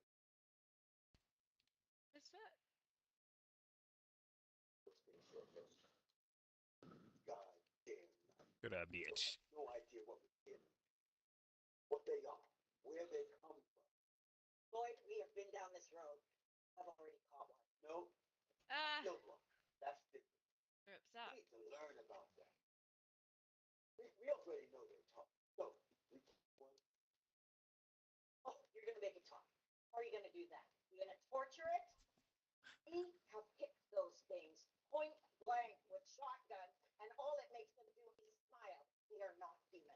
Well, according to Christy, they were at some point. Oh, well, that reassures me. Why can't you do something? Why do you get? You gotta fucking do something. What are you gonna do?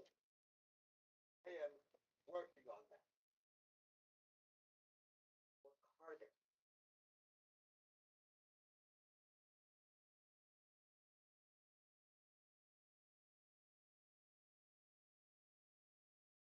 Goddamn block 5 tail beach bomb. Like, what you doing, bitch?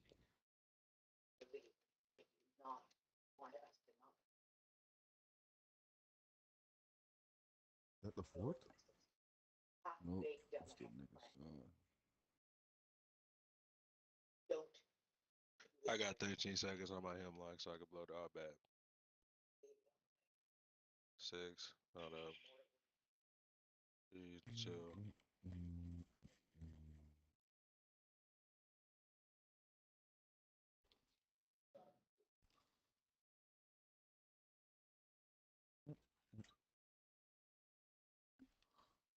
God.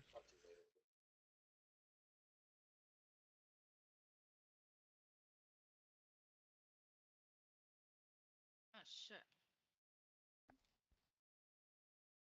Yeah. In the middle. I mean, not in the middle. On the other side of the stairwell. Pop got people, other people here. Oh shit. No way.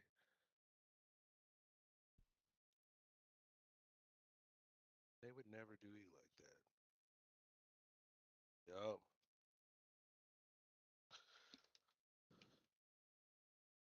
Oh. No way you would use your shield and block my shot. Thank you.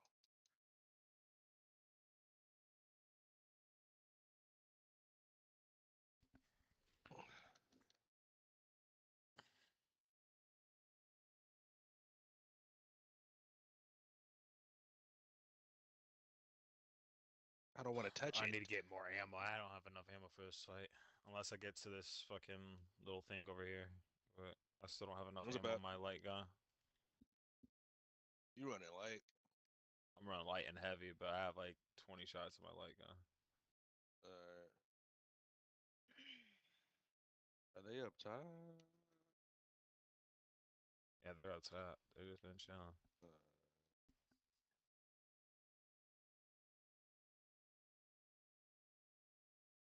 We got to worry about the other team, though. They're still a third Where are party they getting waiting. all these grenades from? Honestly. Yeah, I Oh don't my have God. shit. Good shit to listen. Alright, I got completely flatlined.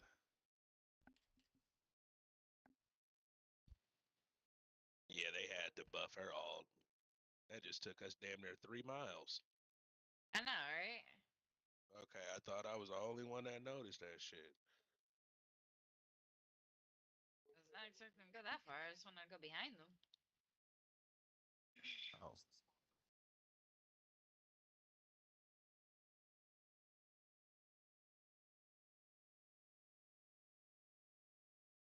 Whatever happened is a long time ago. Go back in town to our I got some now, but there's another team somewhere in there. I got my ult. I think there's a team down here, though. So let's get Dale, Jay, Roger. Yeah. You guys can start there.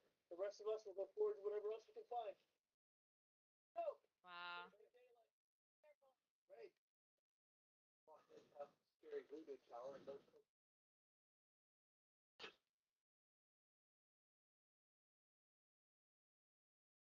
I have no ears.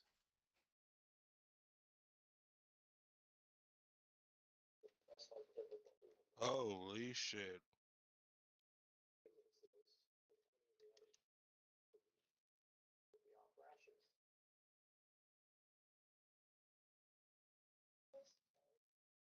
Behind you. Fuck.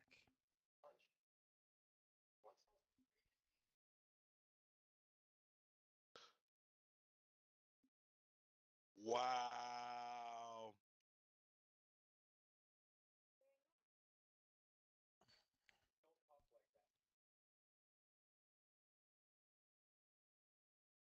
Oh, your window, your window. Fuck, bro. I hate this fucking map. I hate this fucking game. I swear to fucking God.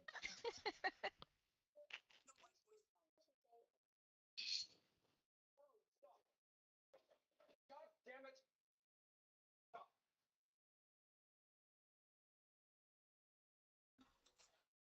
Sorry.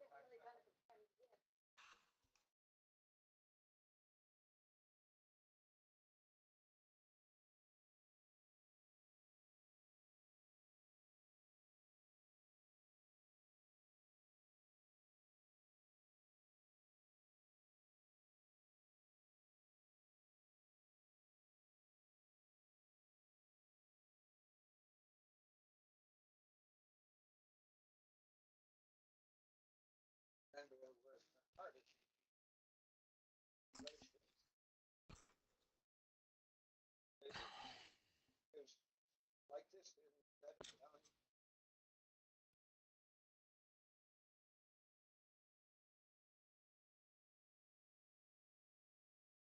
what are you looking for? Maybe that Victor took me. That's some sort of opening. One that you can step in.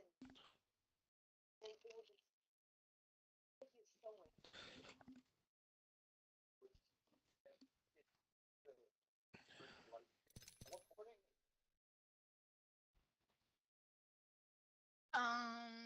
Yeah, bien. Oh my God. You just made me yes. Sickly.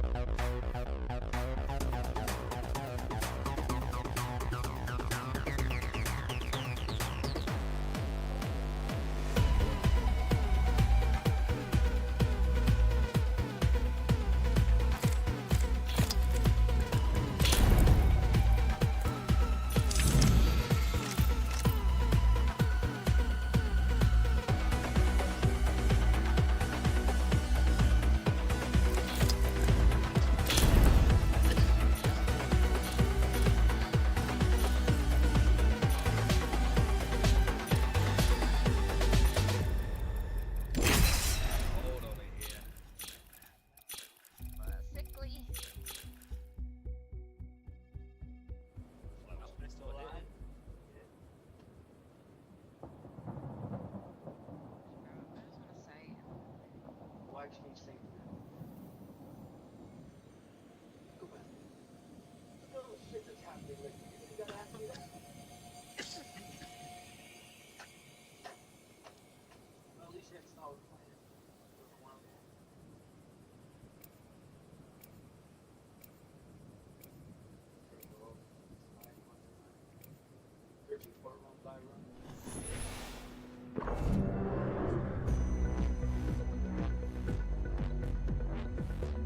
They're not gonna know what hit them. I'm here to watch your back, brothers.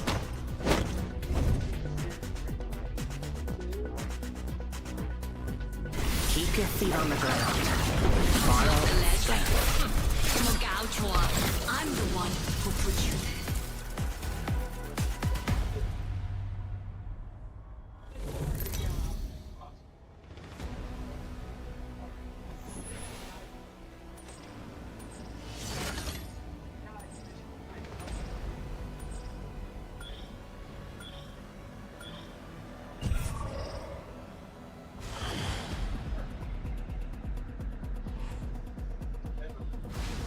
We should land there. Have faith in my strategic mind. I say we move that way.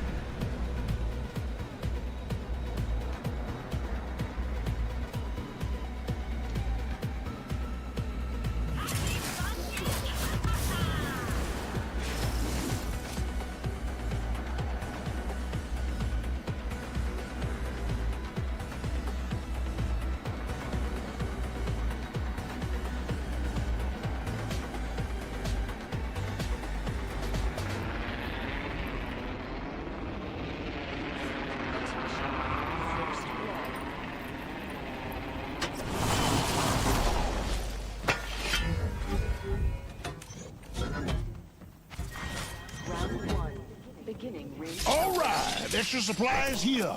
Gotta love that. And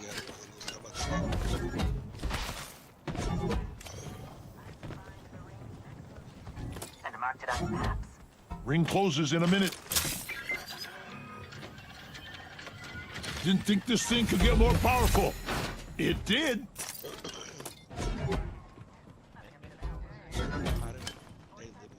Put yourself in the ring. Are now available.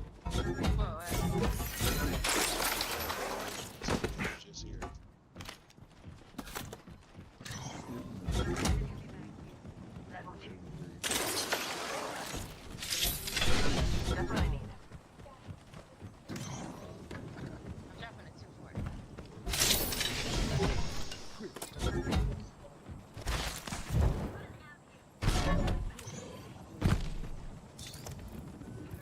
Kind of near.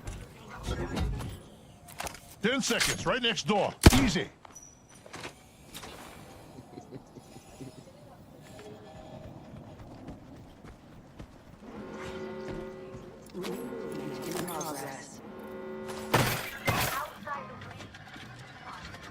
Enhance this weapon. It's looking bad to the bone.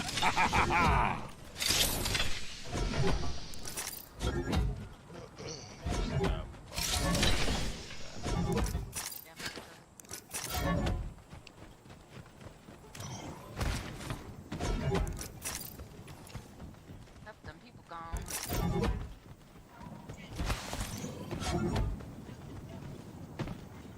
Attention. Got my weapon.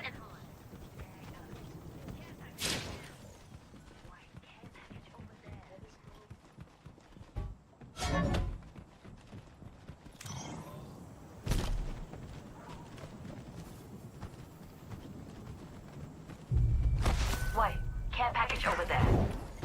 We have an enemy out there.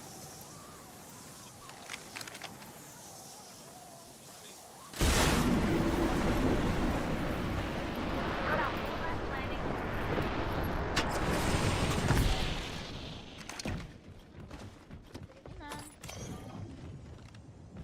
Target over there.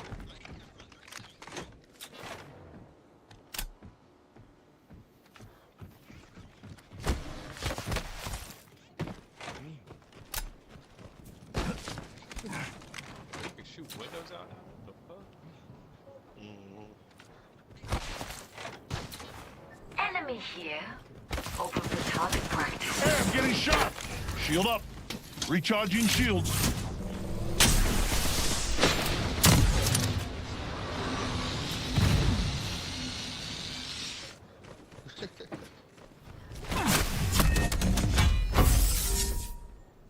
Using a void message.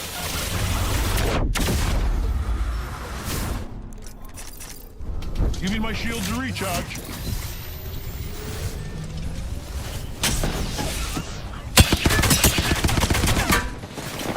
Raining down some destruction.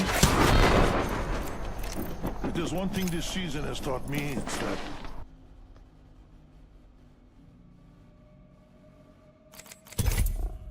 They really tried to pull that call. Right, they really tried it. They're down low. Put it in the corner, you can just take them off. One's down low. I don't know if there were anybody else. No, there's somebody else right here. Yeah. I didn't take it off of yours. No, I forgot. I'm sorry.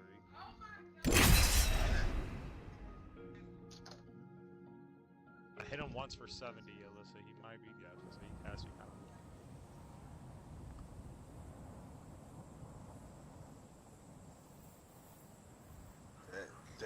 There's one around you somewhere, Will. Be careful.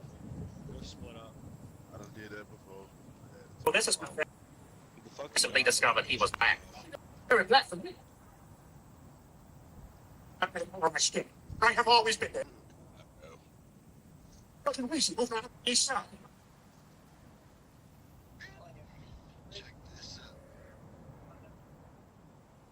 A tragic auto accident. Painful places.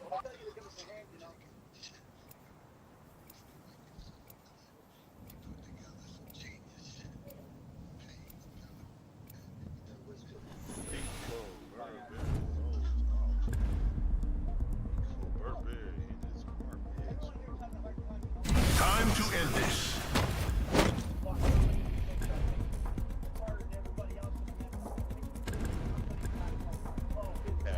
You want to win? Come with me. You want second place? Choose another team. Actually.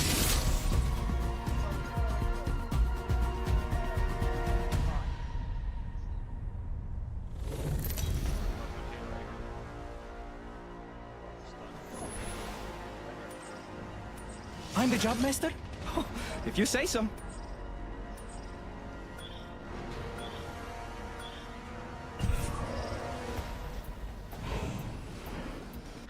Fly like an arrow! Hey, Raga, let's go there.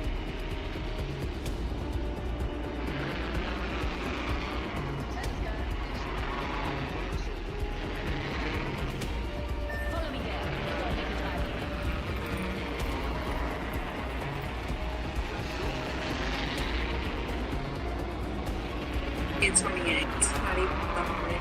The best bet is going to be to go with one of these robots here. So one day when you do work, I'm with you. Thank you very much. This weapon is somehow even more beautiful than before. I'll wait to take it off. I'll come home. 32 AA. If I want to get out of those small bras, I have to do the same. Someone got fresh blood. Okay, respect. Beginning the countdown.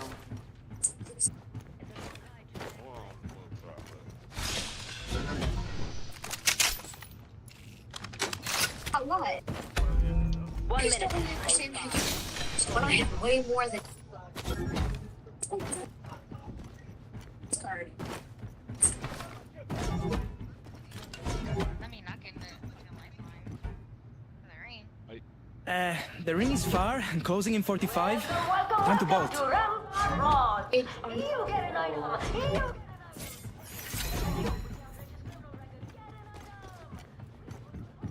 Oh.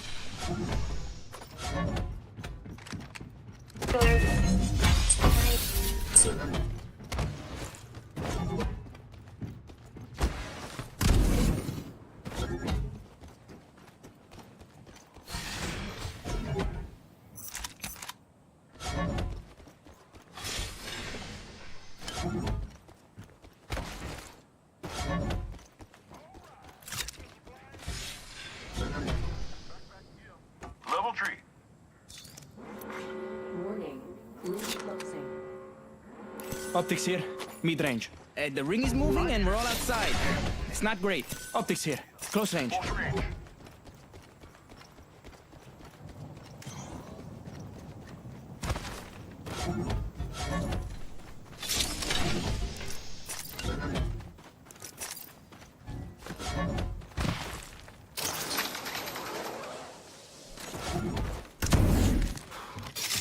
Dropping a tracker. Enemy locations are on your map. Never mind. Stick with me. I always find my mark. Care package falling. Should we risk it?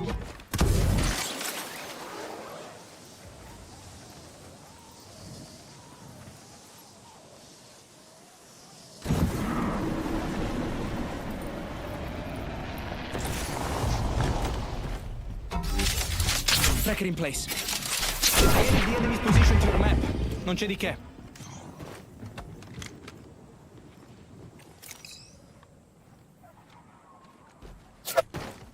Tracker out. Scanning for enemies.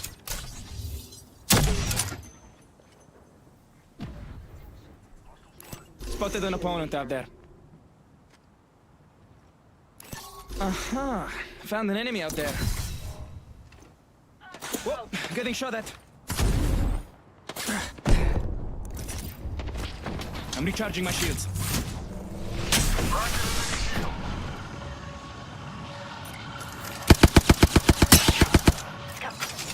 Reloading. Stinger out. This will kickstart. Broken opponent's shield.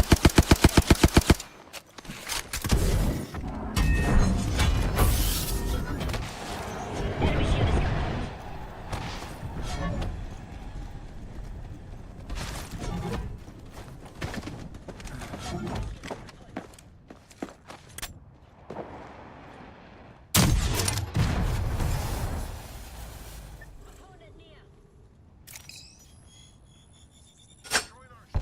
Getting shot at. An opponent's shield.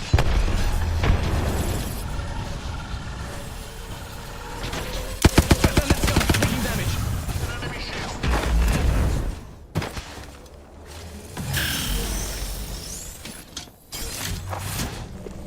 Hey, they're shooting at me.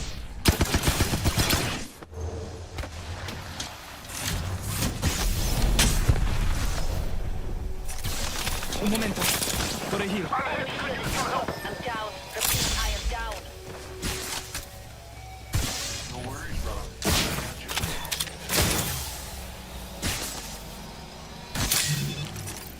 I'm recharging my shields. Tracker out. It's okay, I don't think anyone saw. Except whoever shot. Dannazione, taking damage.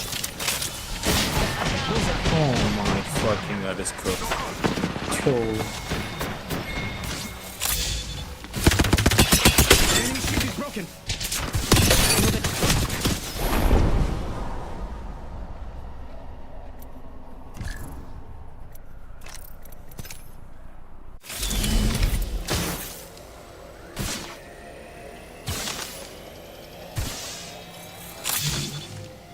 Medkit here.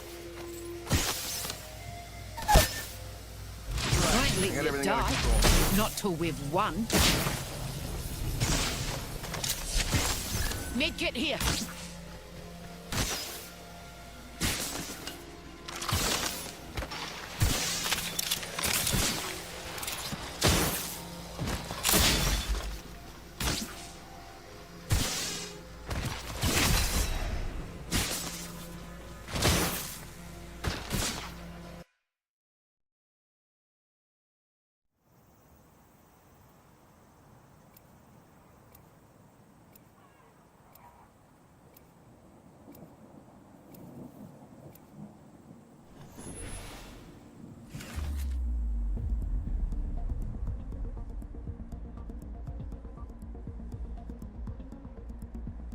I cannot wait to win this match, friend.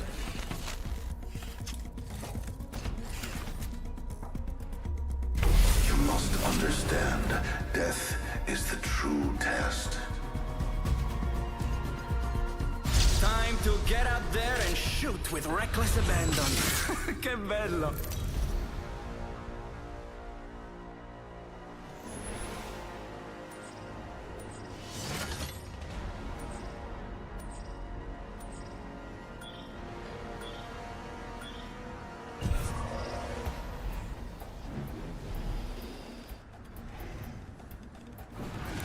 That area is a good target. Most alive when rapidly approaching my death.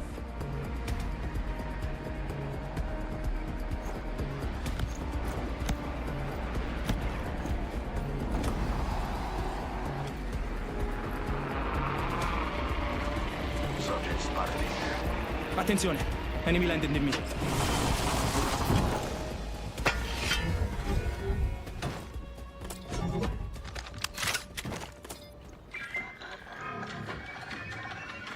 This weapon is somehow even more beautiful than before.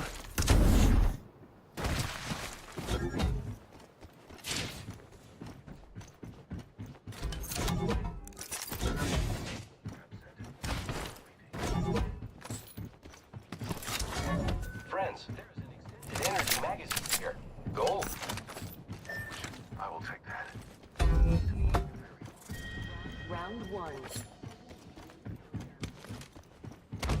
Ah, good news. We're already in the next ring.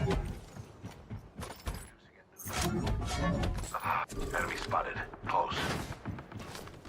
Taking fire. I still see everything. Tracker out and scanning for enemies. Guarda! Recharging shields.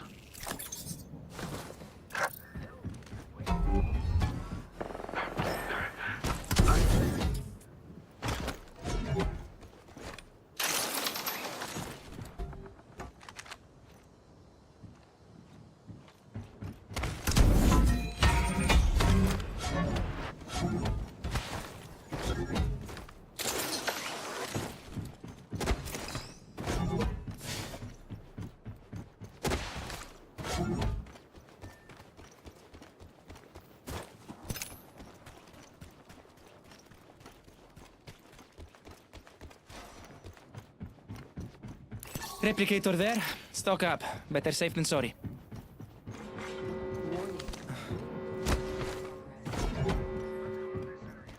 Good news. We're already in the next ring.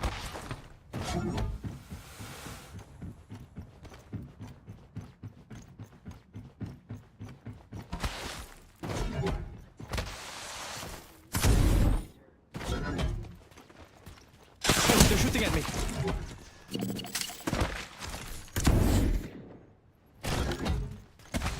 Recharging my shields. Cover me.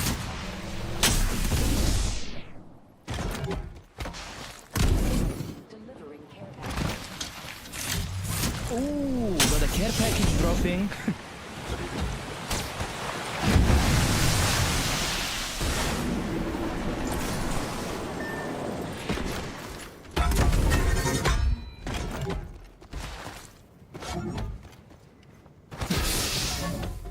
Snatched our teammate's banner.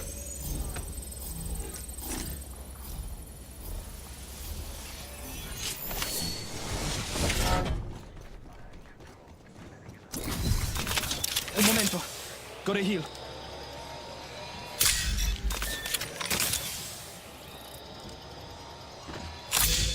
New kill leader? Huh, I don't know. Sounds like too much pressure for them.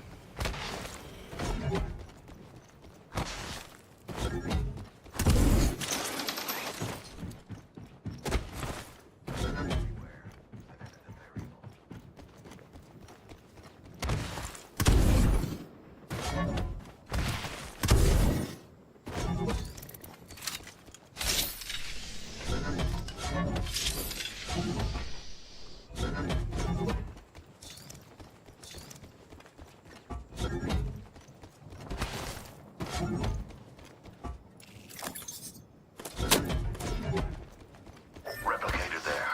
It's Evo Harvester here.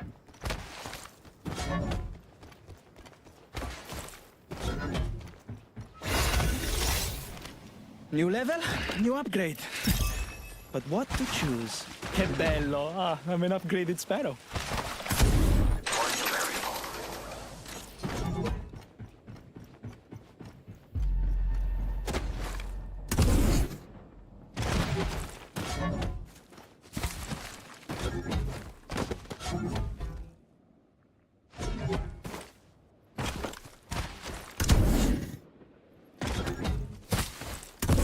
B33ATI says, don't res me. I'm going AFK. Crafting. The banner's in my control.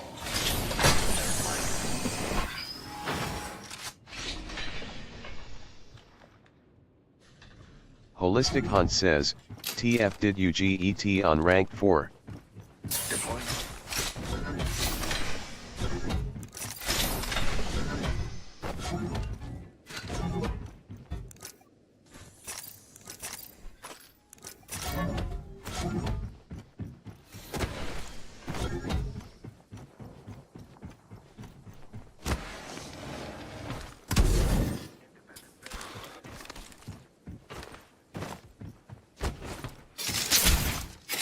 Enemy locations are on this map. Stick with me. Backpack here. Level 2.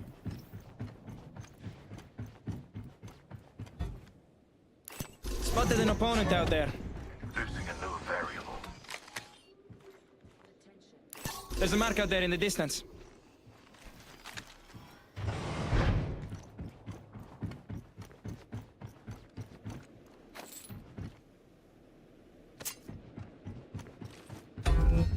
Evil harvester here.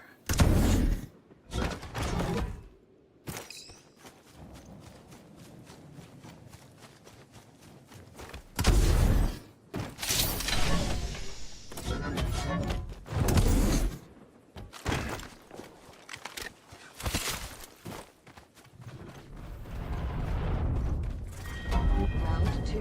Beginning ring countdown.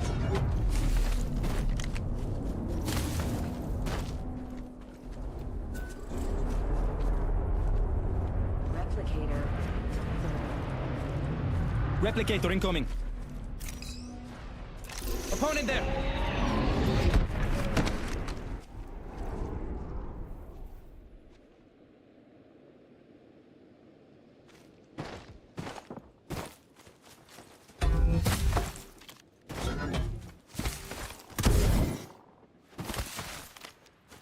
Trap set and waiting. Enemy trap. Watch out.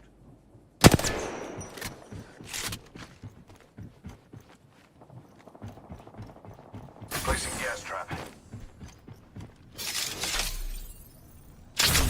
I added the enemy positions to your map. Non c'è di che.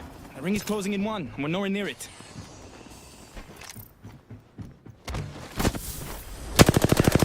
You'll see everything.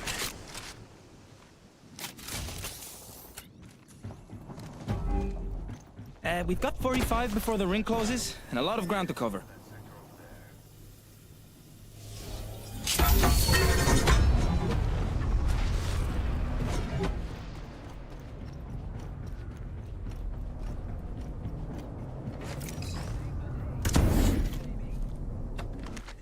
Craftsman while he conjures.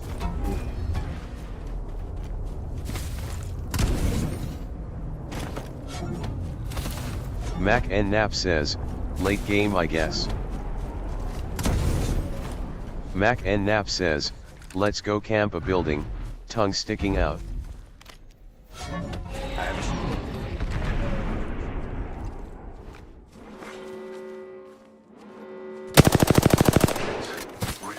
Dying outside the ring would be. I've added a bit. Pointless. Throwing flag. Dropping an evac tower. Oh, they're shooting at me.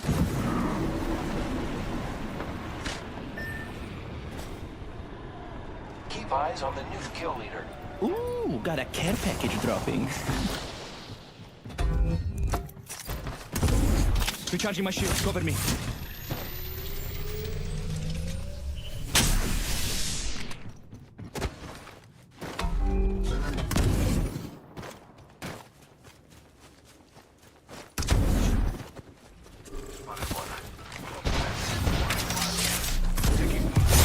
Firing stinger. I'm down. The enemy shield is broken. Time to move! This way! Reloading. Kill moment. Deploying a variable.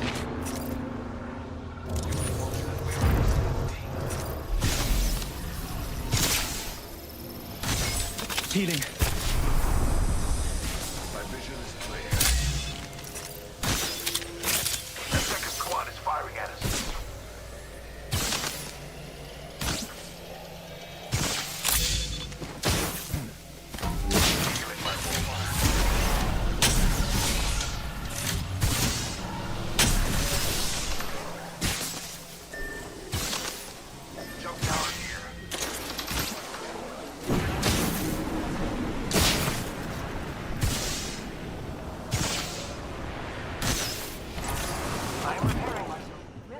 Third party arrived. They're gonna regret this. They're dropping a replicator.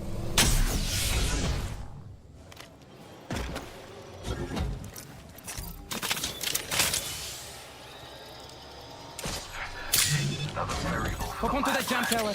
The ring closes in 1 minute, but it's right there.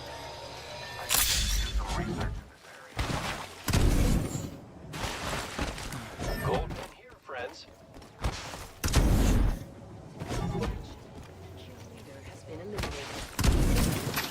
The ring isn't very far. 45 seconds remain before closure.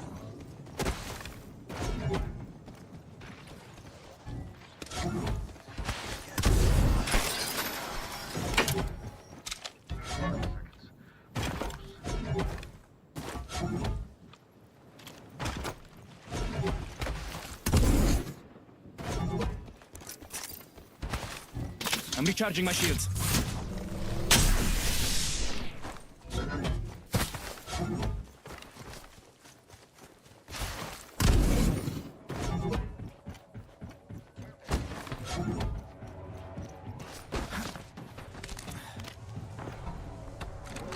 Optics here, close range.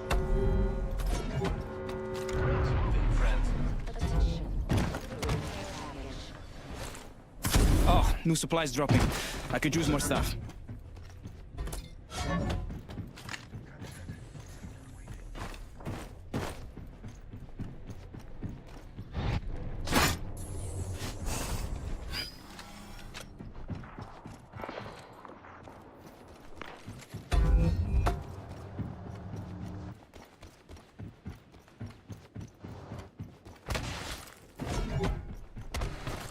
B33 ATI says, 1, Bat Plaza. Over there. Keep eyes on the new kill leader. Hey, dropship incoming. And they don't know that we know. You know? Who's ready to fly on us and why? I am! Deploying a variable. Not all of us are in the ring. There's a replicator coming in.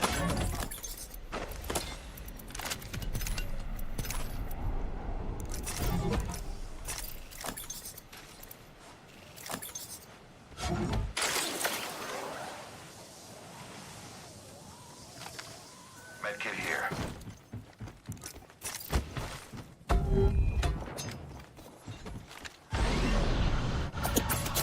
Whoa, getting shot at. Broke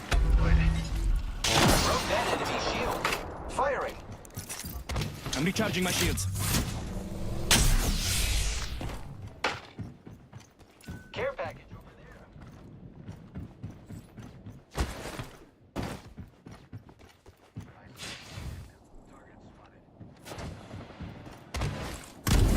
Squad is firing at us.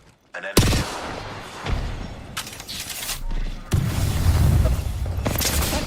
I am down.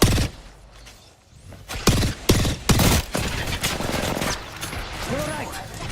Tieni duro. We got this.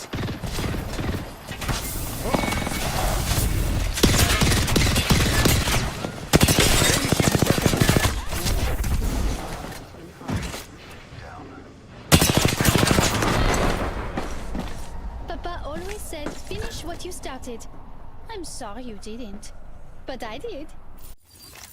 I believe this upgrade will light the way.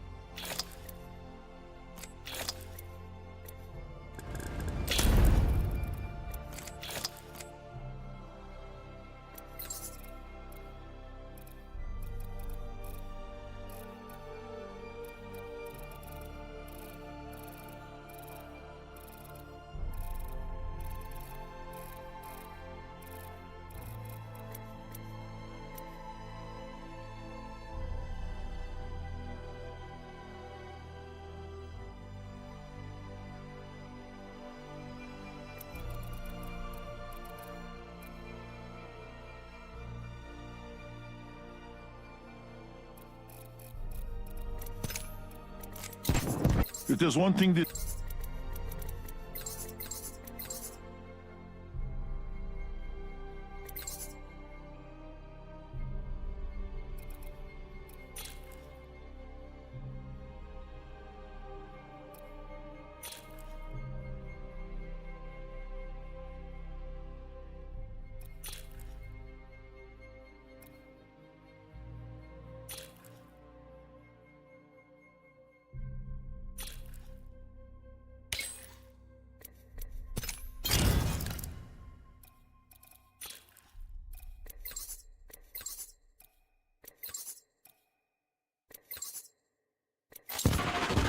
My shield, my life. I just do the job. What can I say? I love what I do. Hey, try to move me. It'll be fun. You see me, you're finished. What can I say? I love what I do. There's one thing this season has taught me. It's that everything ends. It's just your turn.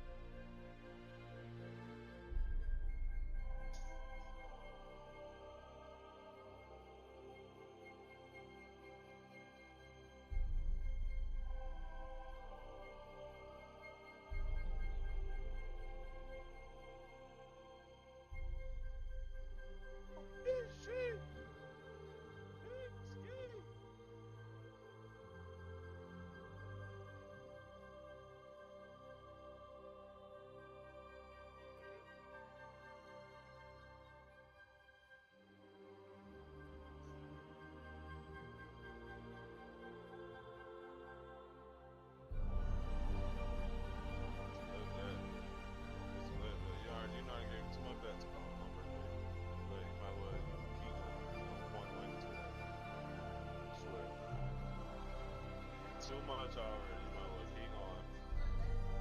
Yes, ma'am.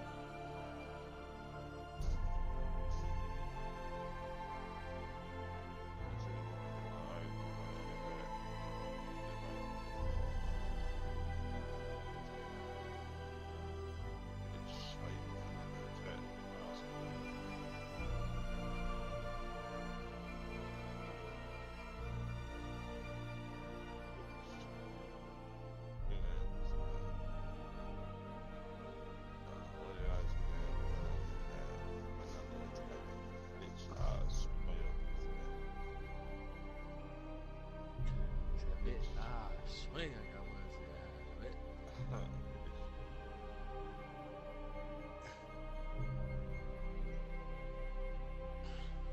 I don't want a better bitch, I want my bitch better. I don't want no better bitch, I want my bitch better. Boy, talking shit. That shit sounds stupid. I want my bitch better. I don't want a better bitch, I want my bitch better. Bitch, be better. Be better. That's crazy. That's crazy.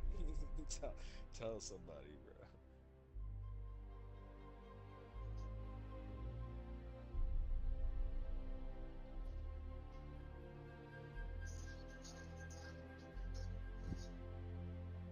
No.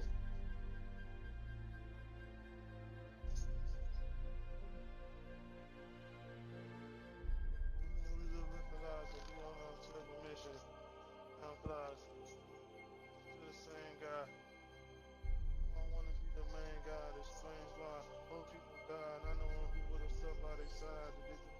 they mind, they just go along for the ride. They never know they friends, friends never had to decide. Everything you could have done for everyone, you just do what you should have done from day one. You stick with your day ones.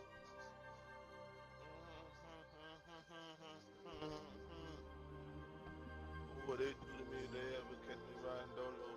Will they take my chain and my watch, or will they take my photo? Fuck that, I'm in the street with Noel. There's something down, we couldn't tell.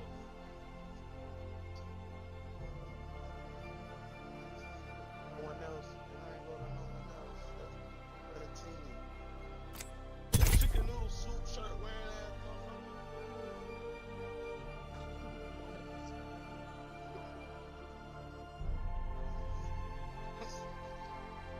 Turn out a motherfucking Moroccan chicken noodle cup shirt.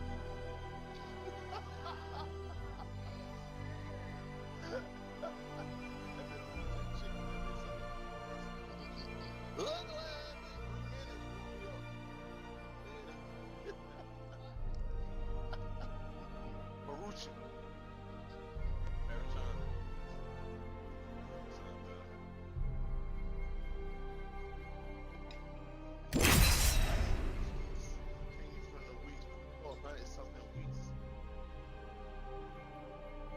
Is this weed? So that sounds a little bit better. You're wasting my weed?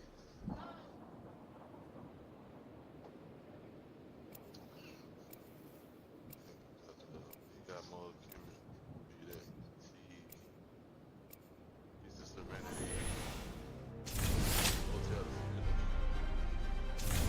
Stylish, deadly, and uncomfortable with conversation marks.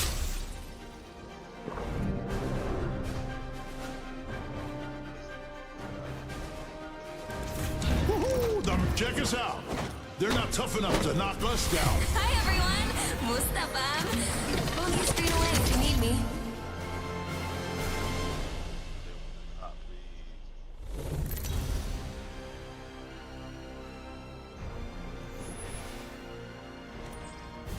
Gibraltar's the jump master. You're in good hands, fam.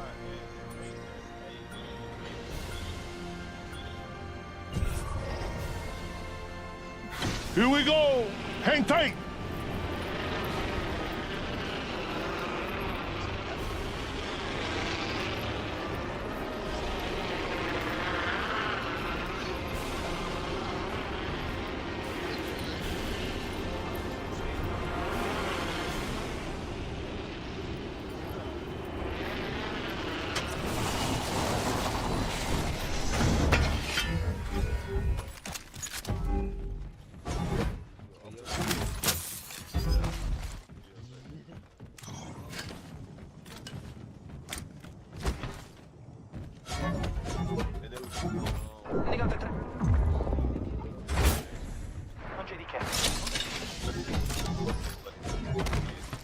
No good. I'm running out of ammo. Gotta find more. Shield up. Enemy shield. I'm out of energy ammo. Oh, you're all right. Dai, tieni duro. You got this. Eyes on the map. Next ring's not close. I leveled up. Better get an upgrade. Momento, per favore. Rings guard closing in 1 minute. Oh.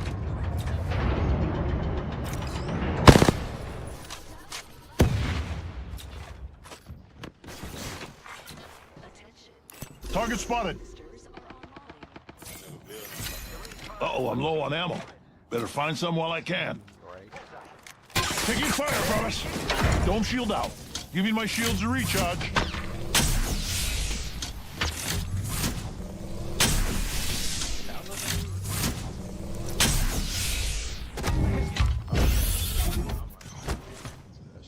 I'm getting shot. Healing up. Give me a sec.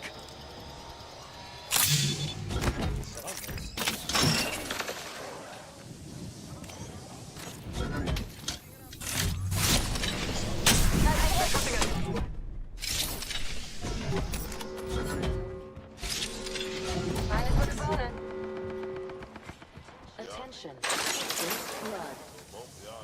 I'm recharging my shields. First blood. Roll outside. No, I got it. I just lost Mark. Oh, why?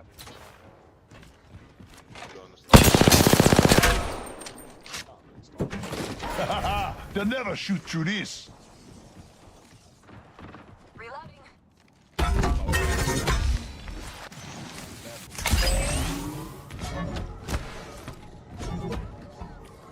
package coming down. Help! Getting shot. Crack two, crack two. Took out an enemy. Think they can handle my... Who's next?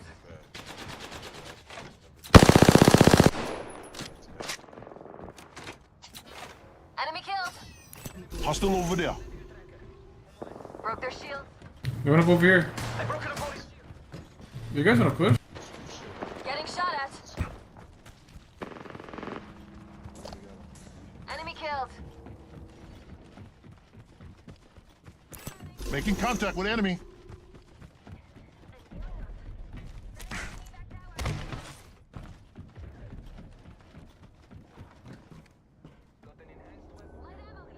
Zipline here.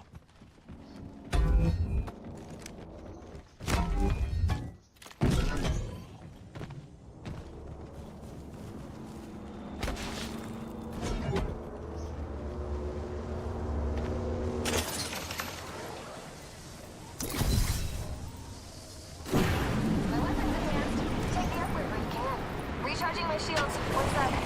I'm recharging.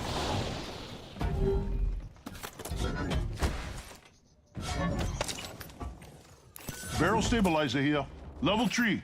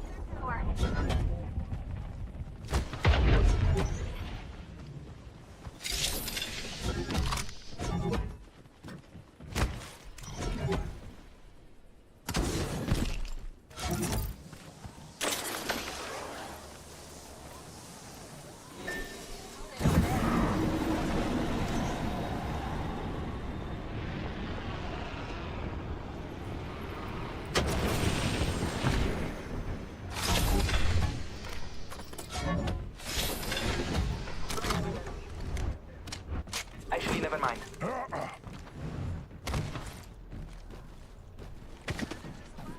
I'm getting shot. Dome shield out. Recharging shields.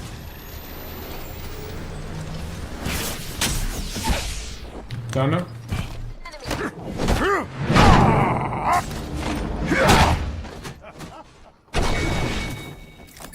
There's one thing this season has taught me. It's that everything ends. It's just your turn. Gotta heal. Taking a knee. Come on, bro. You gotta heal before you lose, bro.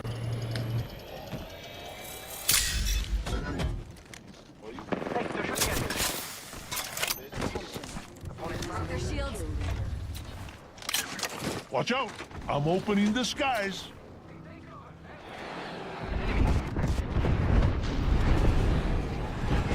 Hostile spotted.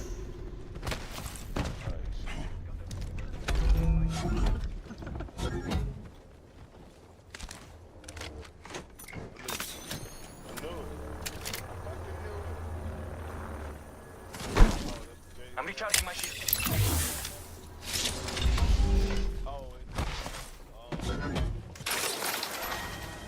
Taking fire, brothers. Shield up.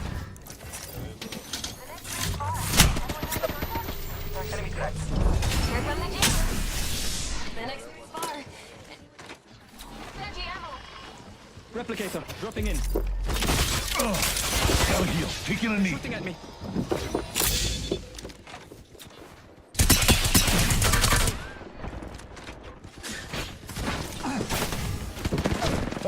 Throwing some cover for my brother. My shields cover me.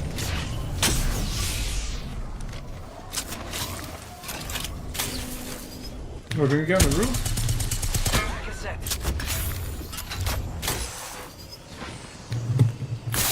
Could use some help. Enemy track.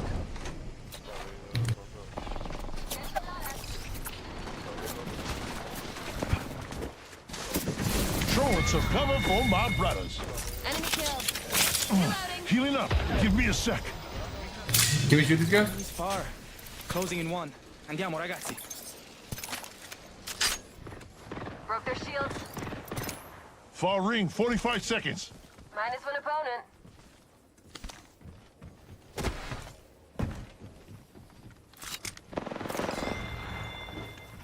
Enemy killed. This weapon is somehow even more beautiful. Enhance this weapon. It's looking bad to the bone. I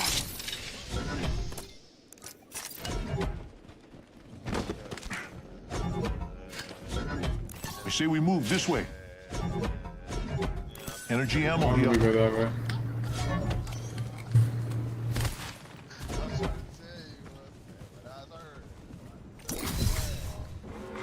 Hey, you guys have evac? We're outside of the ring and it's moving. At least.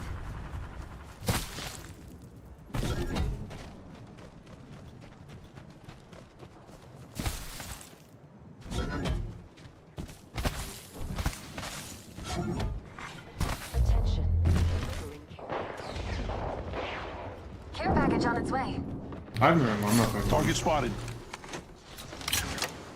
Watch out, I'm opening the sky.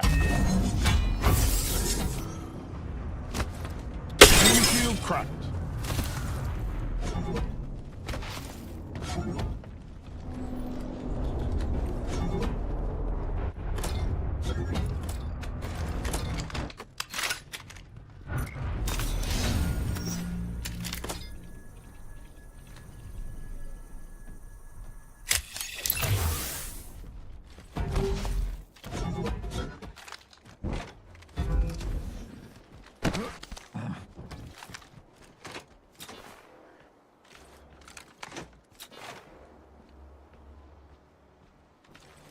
Heavy ammo here.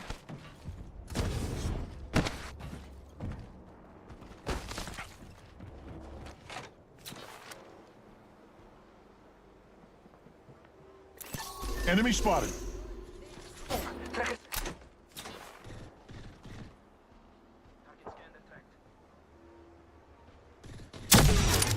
Enemy shield cracked. Reloading.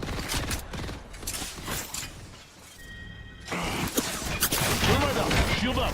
Deploying damage. Giving my shields a recharge.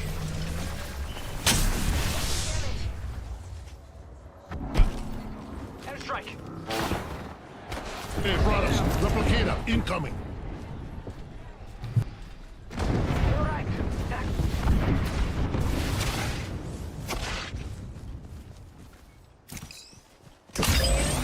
Like a champ. Recharging the shield. Alright, if you're not gonna push, I'm just gonna push.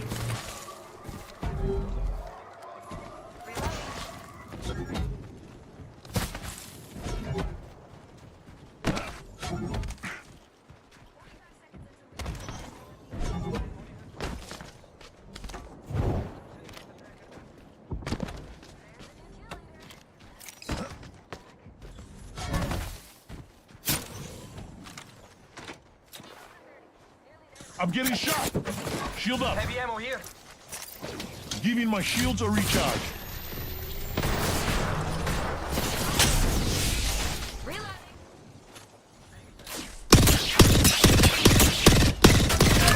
Getting shot at. Their shields. Rings close. Signaling an airstrike. Where's my enemy camera?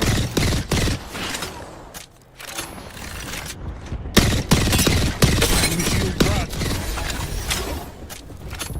Got myself an upgrade. Max level, brothers. You don't get tougher than Gibraltar. Care package coming in.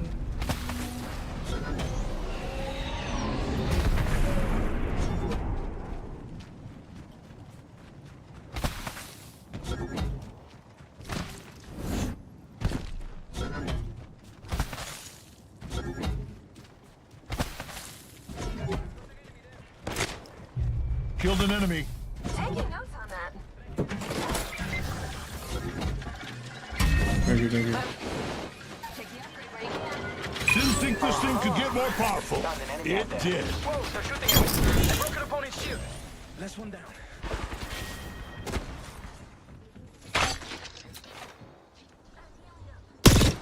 Firing.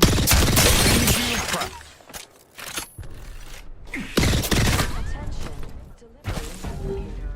Oh, getting shot at.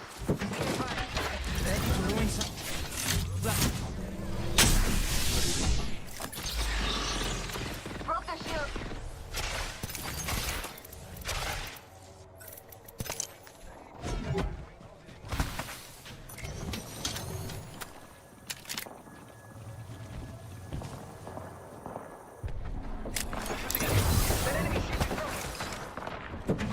Haha, they'll never shoot through this.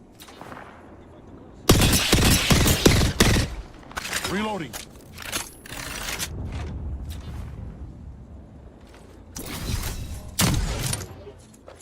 Taking fire, brothers. We're close. Watch out. I'm opening the skies. We're close. 30 seconds. Giving my shields a recharge. Enemy shield cracked. There's another squad. Heads up. Taking fire, brothers. Shield up. Hey, time for move that way.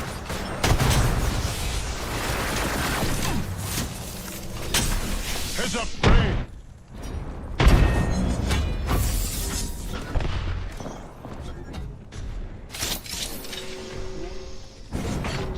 Progress. Rings moving.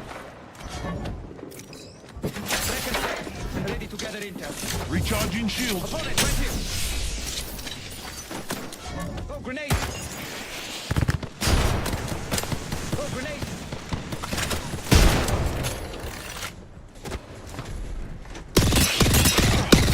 Enemy shield cracked.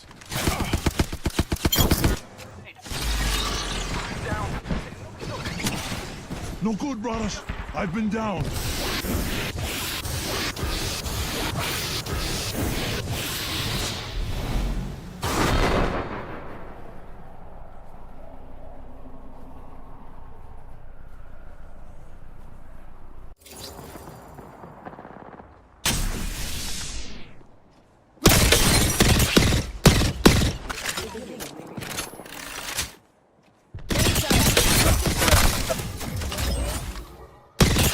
Nimble, grenade. Recharging my shields. 1 sec. The ring closes in 1 minute, but I'm almost there.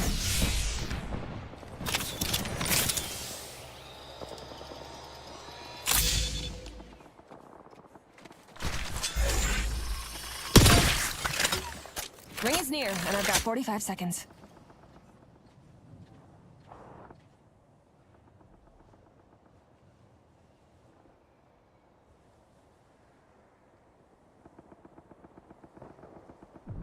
Ring close in 30. Move it, conduit.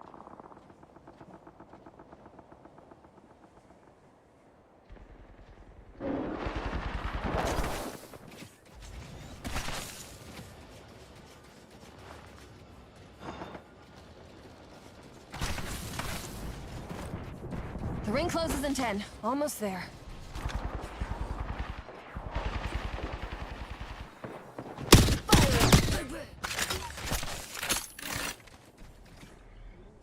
Ring closing.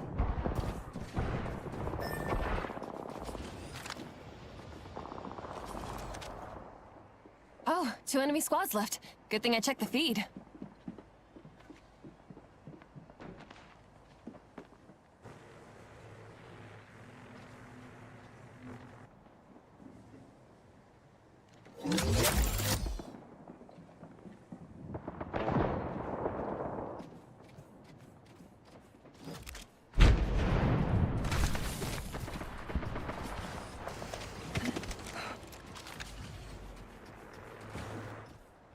Handle my jammers.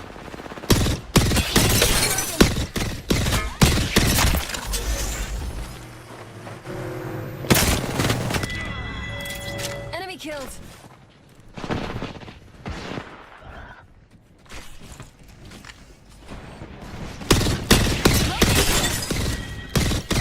Only one squad left. And me.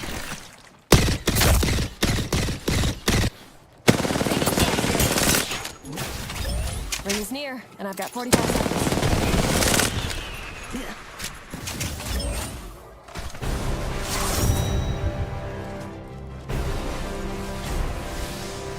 Holistic Hunt says, no way.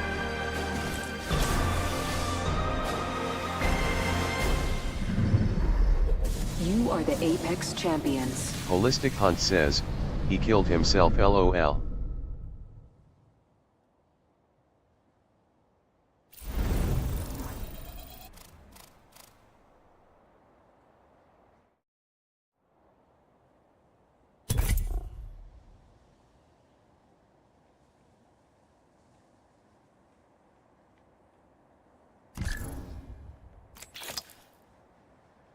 Holistic Hunt says, GG.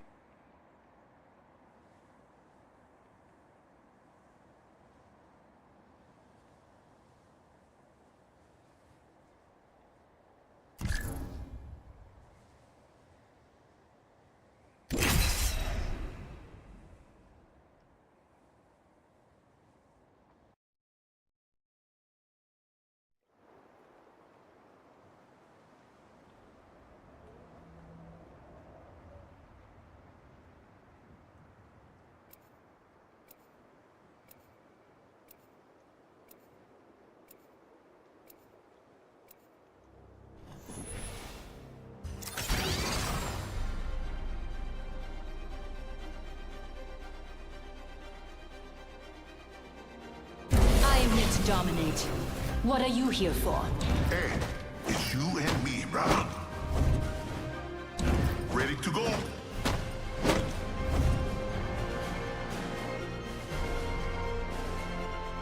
My squad is my family.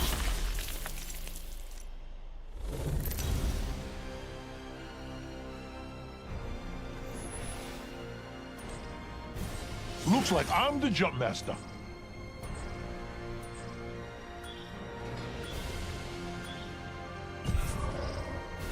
Here we go! Hang tight!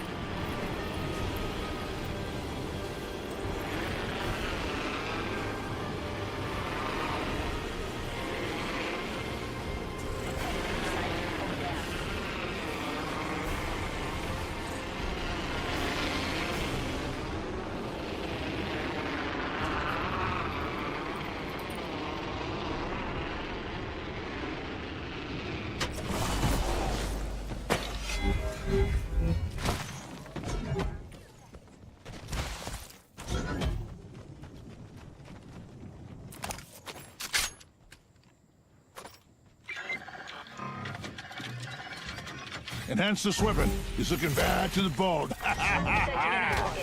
Gas given. Next ring isn't close. Check your map.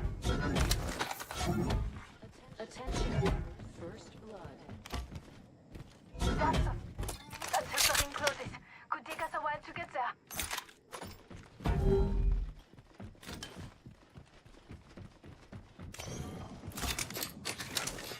Optics here. Mid-range. That's mine. 45 seconds to the ring. Emo harvest. My weapon is in hand.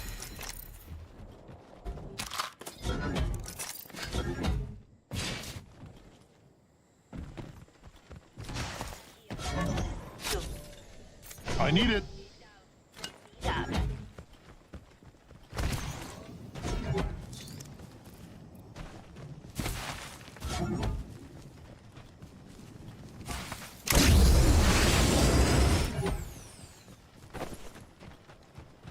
Thanks.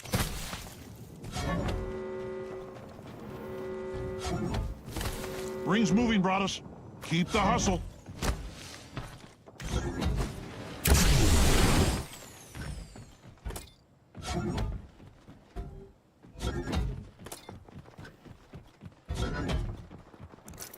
Yeah, Gibraltar hears enemy activity that way. My weapon.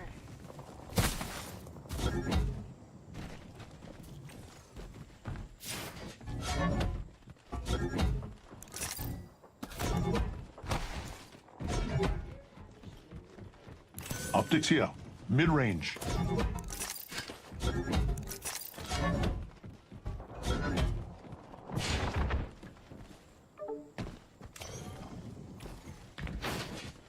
Never mind.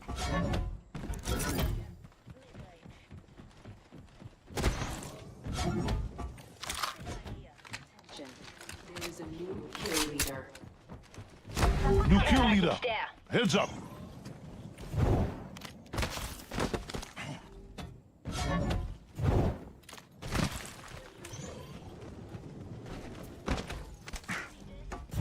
Kickstart a real brawl.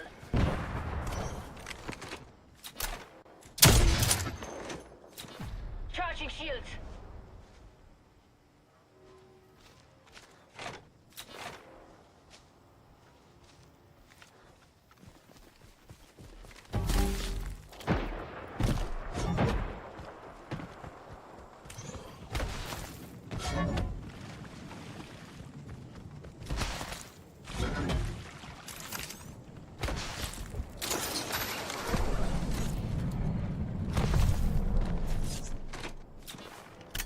Target over there.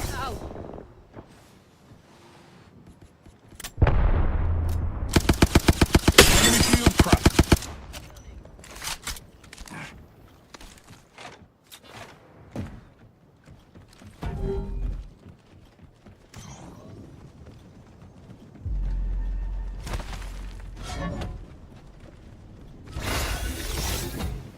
Leveled up, brothers. Taking fire, brothers. Recharging shields. Gibraltar's upgraded and feeling fine.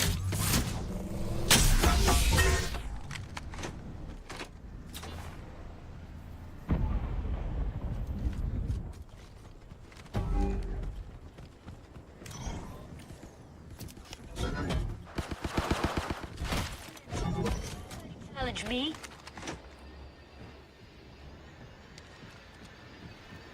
An Ico gate. We're over here.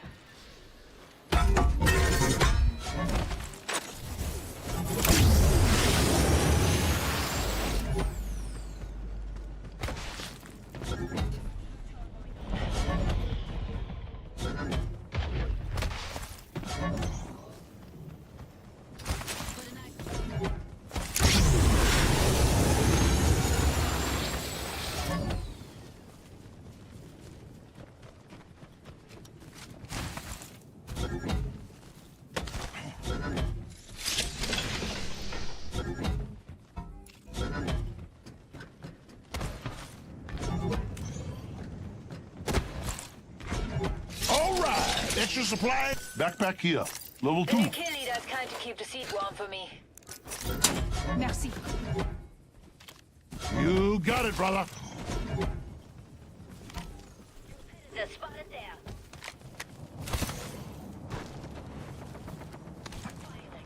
Reloading.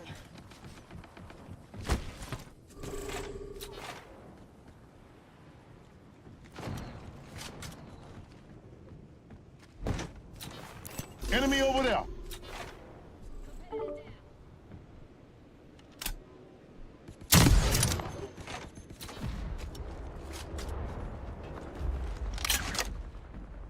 Signaling an airstrike. Beginning ring countdown. It's annoyingly effective.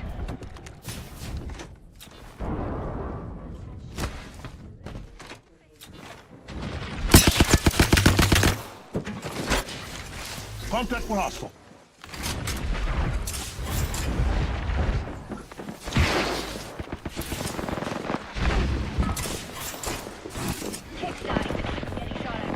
Thermite out. Down. Incoming grenade. Enemy ship. Oh, I'm down, brothers.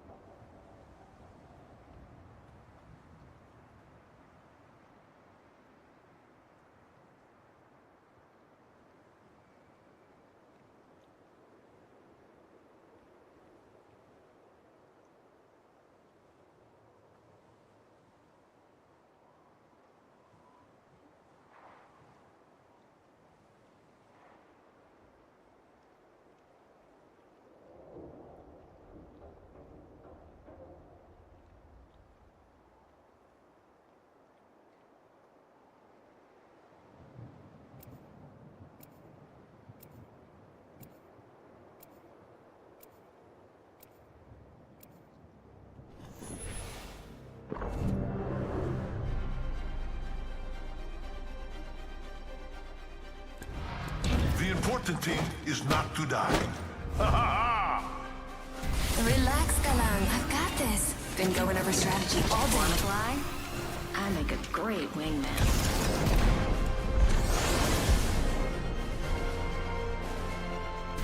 Ain't afraid to match but losing. That would be a drag.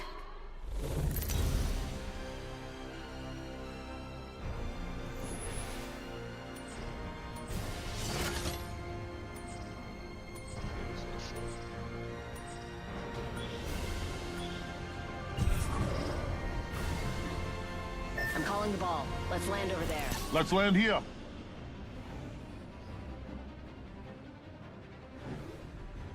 Hell yeah!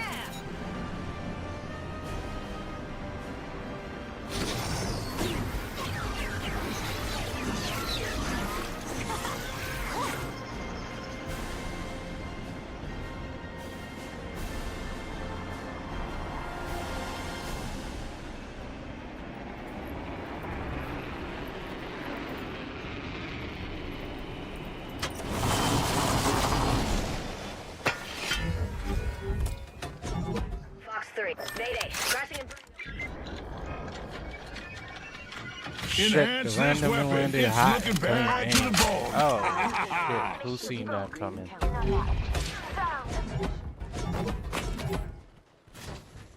We get some good news. We're in the next ring. Hey. Yeah, I can't aim for shit.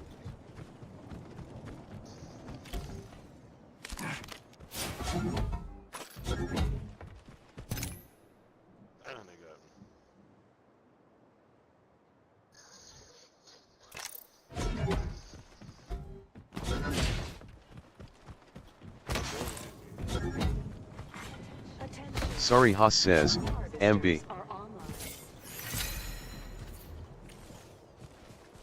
Looks like 30 seconds until close.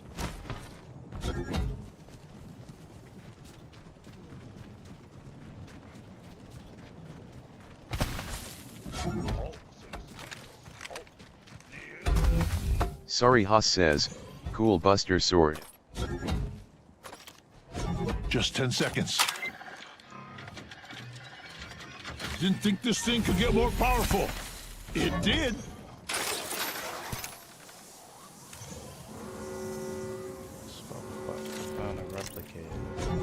No, y'all can't aim. Sorry Haas says, do you have the death box for it?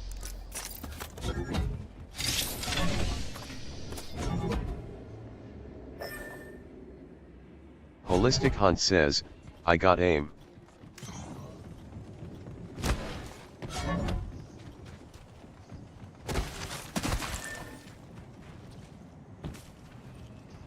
Extra supplies here. I love that. package being delivered. Sorry Haas says, cool.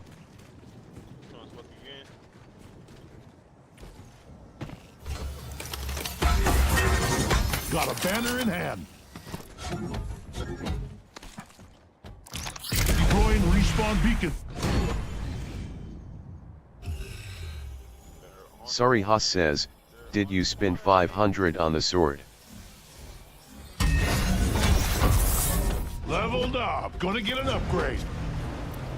Alright, got an upgrade.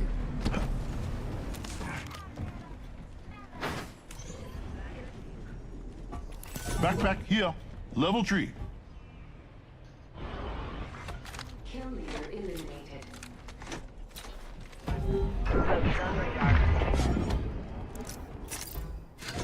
Backpack here, level 2. Dibs. Extended light mag here, level 2.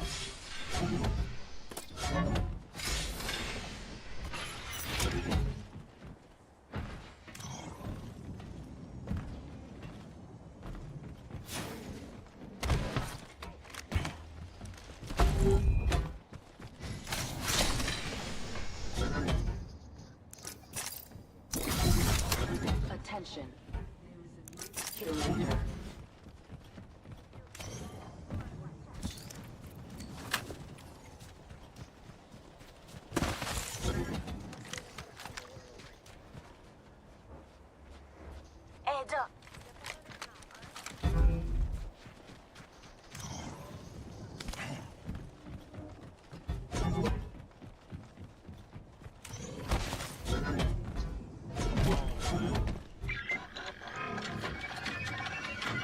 Enhance this weapon. It's looking bad to the bone.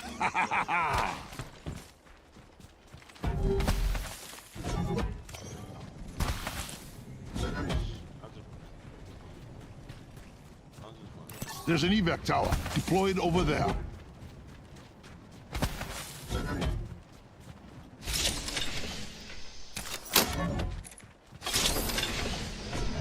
Backpack here. Level 3. Got an enhanced weapon and a smile.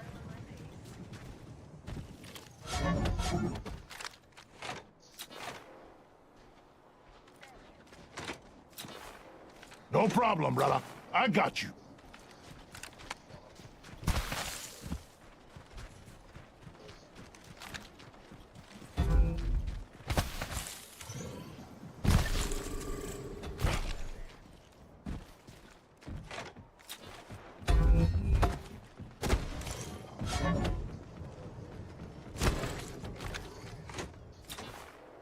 Enemy spotted.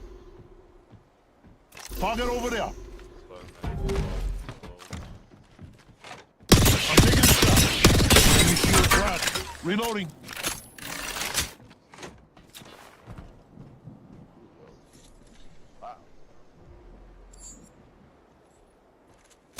Target over there.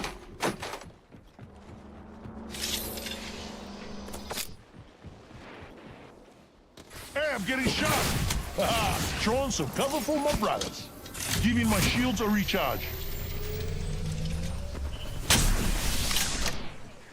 Rain down some destruction. Hey, eyes on the maps. Next ring's not close. Here. I'm hit. Could use some help.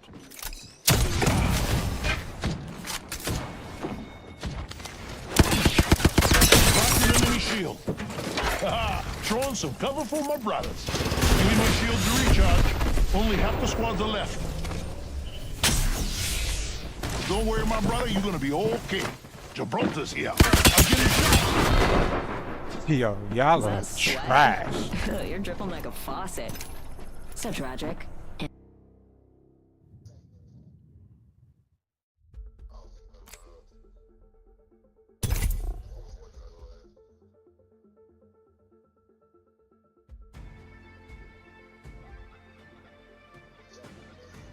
There's no excuse to be that bad. Done.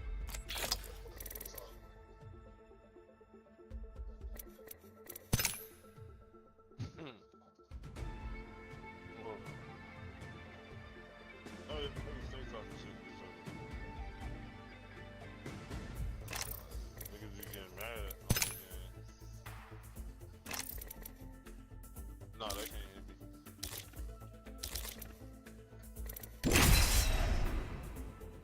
Huh? Yeah.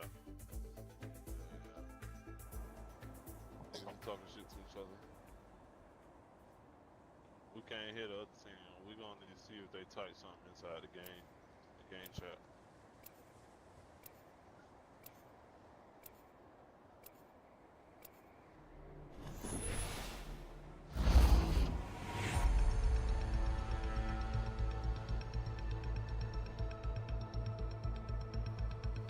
Come on, what are you waiting for? Let's do this.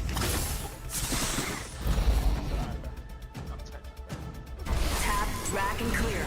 I'm ready. Let's go get the job done, brothers. They're not gonna know what hit them.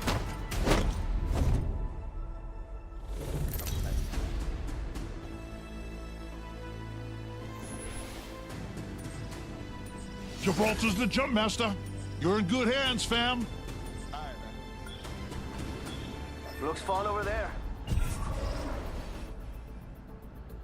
Here we go. I say we move that way.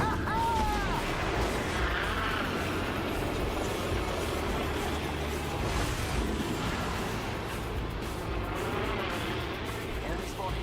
Way out there. Gracias.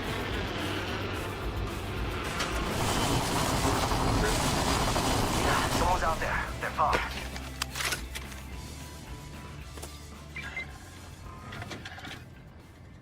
Didn't think this thing could get more powerful. It did.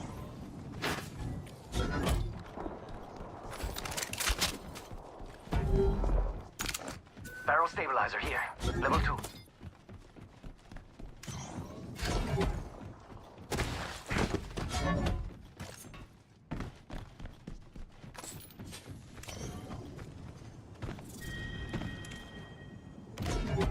Come on, let's attack there before we move forward.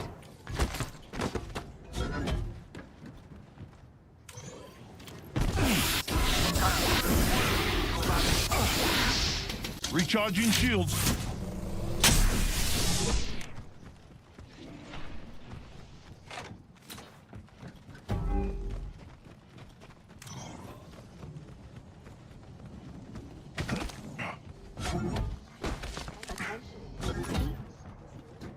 Oh, my brothers, we got extra supplies here.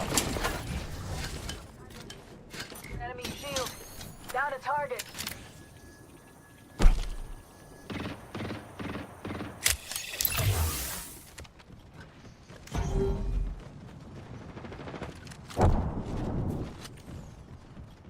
There's another squad. Hands up. Let's see what's up over there. Fine. Faster, faster, faster. Recharging shields. No good, brothers. I've been down.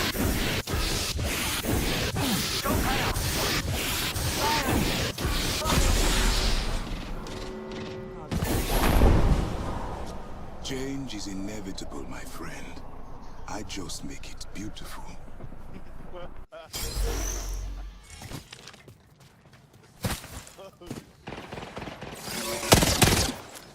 Throw in a frag. Oscar Mike, I'm spotted. Taking fire.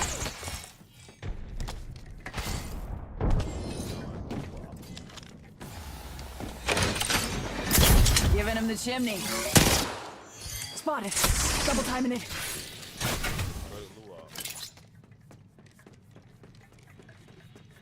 Third party. They're trying to corner us.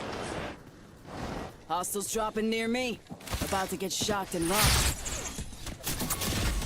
Y'all are shit. You too.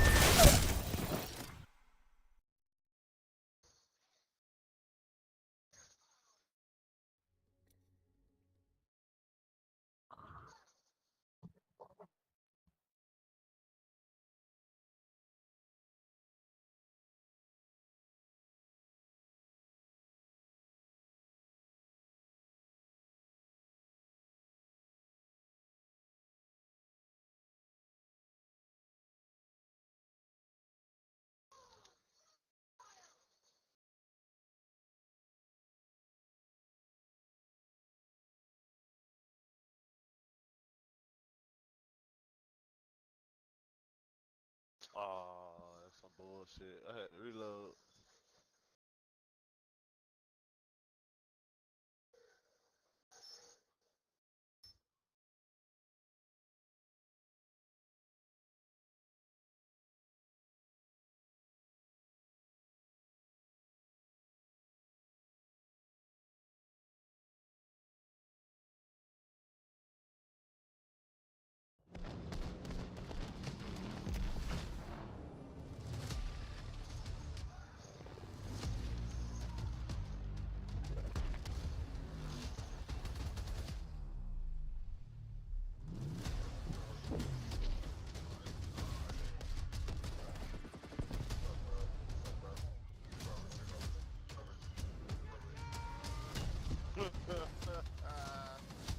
Hell his ass.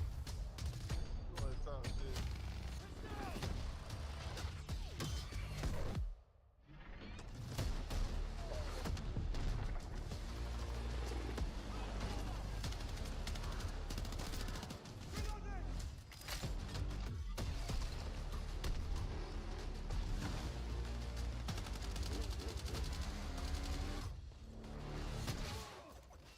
Hey!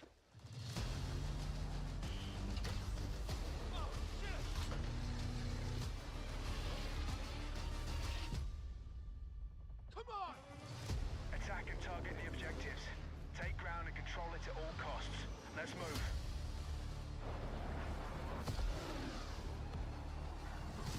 All right, clear to engage.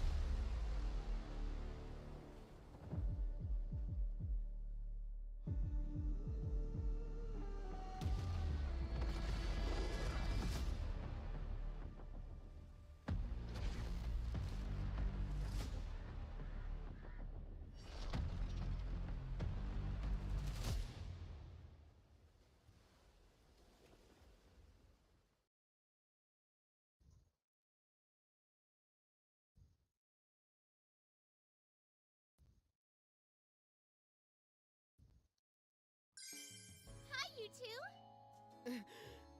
Sup, Captain? Been a while, Captain. Captain! Just as tiny as ever, I missed you all so much. Wow, she really is tiny. You must be Sota Tachibana. Nice to meet you. I'm Sanai Yamada. Nice to meet a friend of my sister's. So, we off? Huh?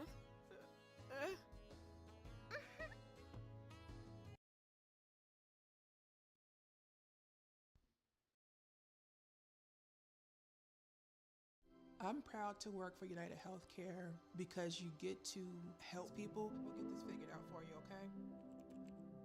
I know how much I love my family. I know that person on the other end. I just played 90 minutes of Beasts of Reincarnation, and I walked away incredibly impressed.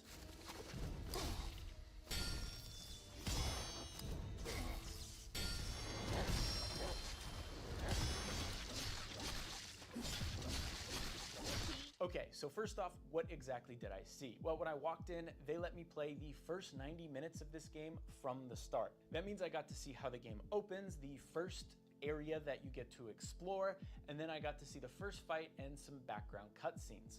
One thing I'll say first is that I don't fully understand what's happening with the story. My best grasp is that Emma and Ku are a certain type of being that can take down these infected creatures and store them in herself, or something like that. It seems like her position in this world is basically to quell it of these malefacts or these evil blighted creatures. The way gameplay essentially plays out is it's a lot like Sekiro, but I would say there's a lot more room for experimentation.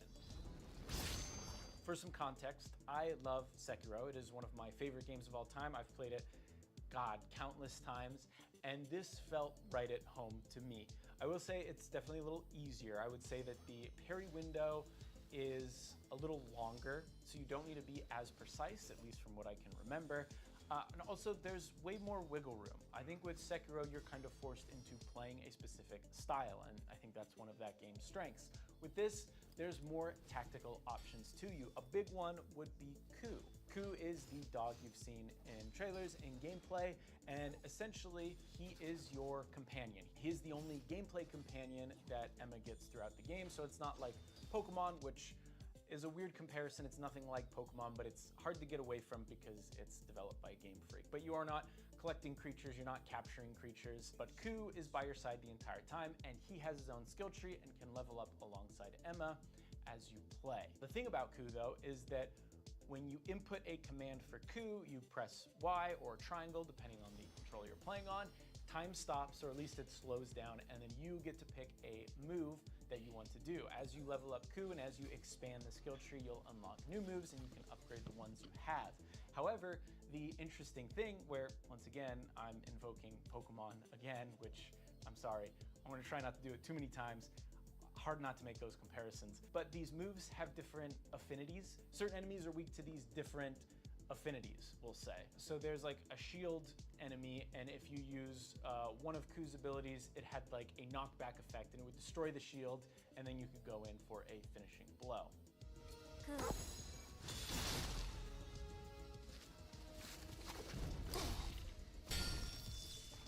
And as you upgrade Ku, like I said, you'll get more abilities, but also there's passive abilities that come along with it as well. One passive ability you can unlock, for example, basically lets Ku mop up all the enemies that you've weakened. But there is a giant skill tree. It seems like there's a lot of customization that you can invest not only in Emma, but also in Ku. And I'm super curious to see how that plays out the further along I get. Like I said, I started at the very beginning, so I didn't really get to experience what these different Emma and Ku builds are like, but I did kind of get a taste of them. So with Emma, obviously you're going to be using your sword a lot. However, there's also a range of projectile weapons. Pretty early on, you find a bow which you can use, and then you start with like a little crossbow gun. I think I didn't get a good look at what it was, but it seems like there's multiple options there. Something that's important to point out too is that when I started this demo, they told me that this game is hard. I've made a lot of comparisons to Sekiro here. Definitely not as hard as Sekiro, but I think if you're not familiar with these types of games, you might have a little bit of trouble, at least at the beginning, before you start unlocking different things. But there is a more traditional level up system than in Sekiro, more similar to, I would say, a Souls game, where after you level up, you can go to a campfire, and then you can upgrade one of 3 stats. I believe they're vitality, strength, and like third one. I don't remember what it's called. We've got gameplay, it'll show up here. But they basically do what you'd expect. Vitality increases your health, strength increases your damage, and those are permanent. As far as I could tell, when you die, you don't lose progress to the next level, you don't lose your experience or anything like that. So some of the tougher aspects of Sekiro or a Souls game are not present here, which makes sense. This is not intended to be a hard experience, but like I said, you may run into some trouble early on. According to the staff there, though, I was the only one who one-shotted this boss right here, which is pretty cool.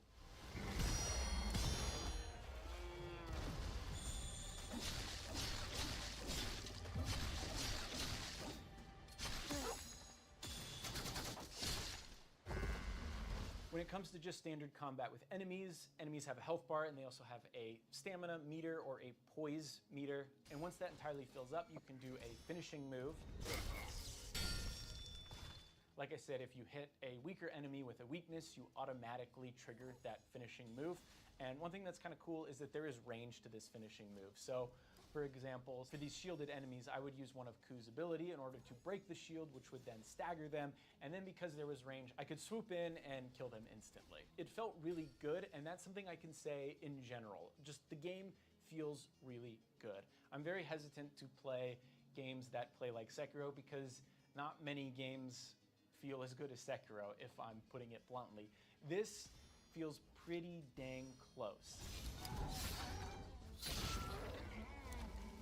One of the cooler aspects in Beast of Reincarnation, though, is that it seems like there's a lot more movement abilities than something you might see in similar games. Emma's hair, which are like these roots that kind of come out of her, can be used in order to jump high. So one thing I was able to do is I'd see an enemy that didn't see me. I jump up high, and then I was able to get like an instant finishing blow because of my height, which was super cool. Was doing that a bunch, but also you can use this hair to cross gaps. So you can hold down right trigger, I believe, and the hair extends, and you can walk across it, and you can jump over gaps, but also you can upgrade it too. And I upgraded so that at the end of her hair, a like blossom shows up, and then you can like attach to that blossom and get some forward momentum. It all feels really good. And then in terms of performance, which I know is something that people are worried about, I played on PC. They didn't tell me the specs of the PC, but it ran really well. They said it was running uncapped. I didn't notice any stutters or anything like that. Obviously, it'll depend on your hardware, what you're running. I didn't get to see it on console, so I don't know how it runs there. So in terms of how this game is structured though, it is not an open world. They called it like an open area, open zone style gameplay, where throughout the story, you will get to these different areas. There will be like a key path that is pretty much straight ahead, at least based on the area I played. But then it kind of expands outwards, and you're able to explore different areas of the map. You're able to find secrets. I found a side boss that had a little skull over its head, so I assumed I wasn't supposed to fight it yet. Whoa. What's that? I just built a budgeting app in Base 44. Guys, Nina just built an app. Impossible. Nina can't code. Interesting. Can it generate reports? It can now. Nice. So you're saying we can all build apps now? Yeah. I'm on lunch. I gotta make a call. I'll be in my office.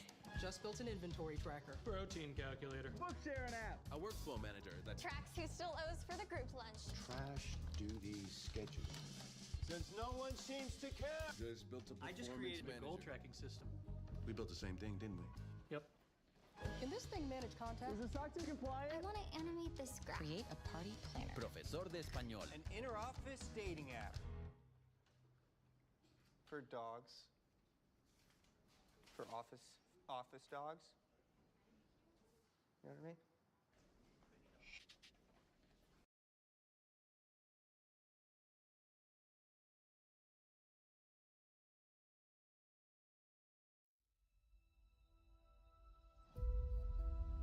EVE Online is a vast universe, alive with the unrelenting activity and combined history of its players. Pursuing lives of adventure, warfare, and prosperity, they share this existence in the biggest single shard, free-to-play MMO of all time.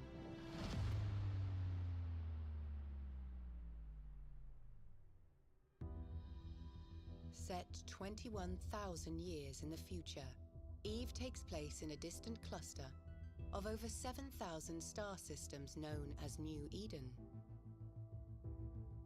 It is a rich and diverse universe, featuring densely populated havens of relative safety, governed by 4 great empires. Hostile systems, where player alliances make the rules.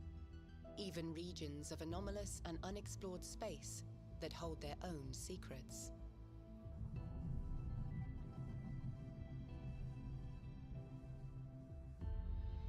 You play as a Capsuleer, a revered breed of highly trained pilot, having achieved immortality through the use of cloning technology.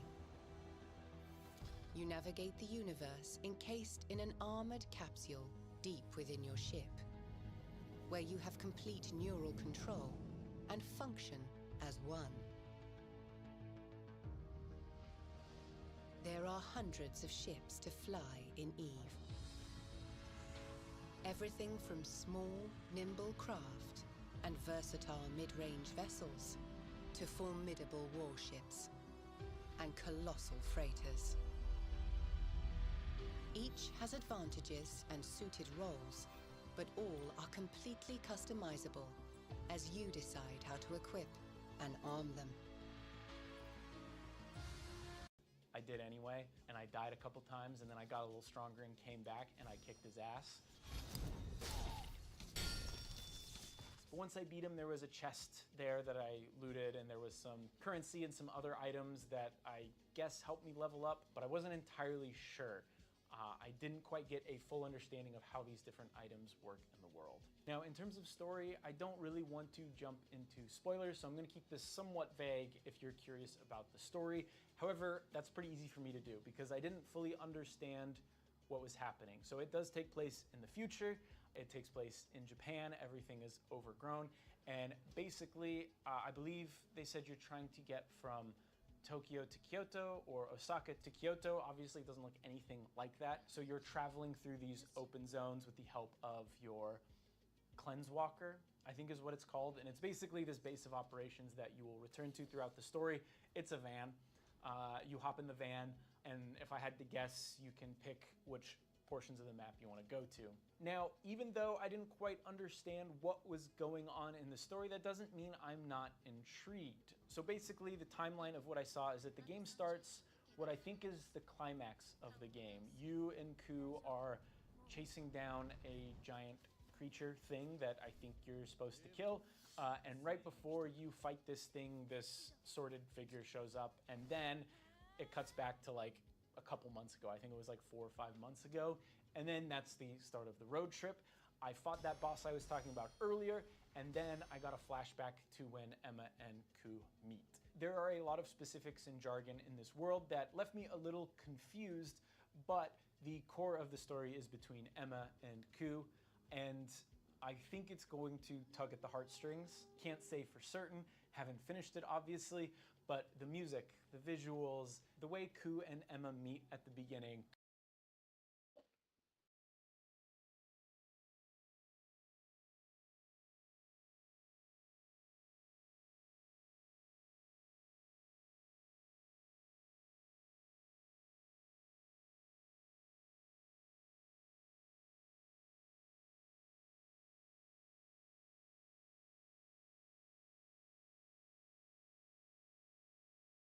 What PC hardware do you need for Star Citizen? Well, the current patch of 4.0.1 is not all that, so we're going to throw everything at it. The power button. Wait a minute.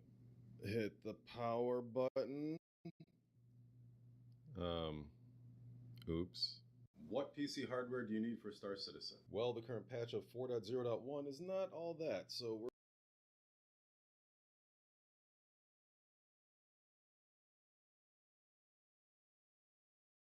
Can a card express who we are? Yeah, in Secret Lair, anything can be everything. I'm hungry. We should order some fried chicken. Italian. Warring hands over chicken fingers. One's gotta lose this battle for dinner.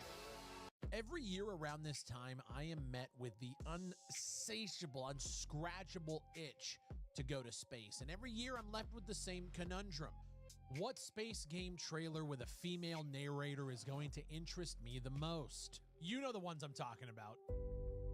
In space, every action has weight. Open a door, sit in a chair.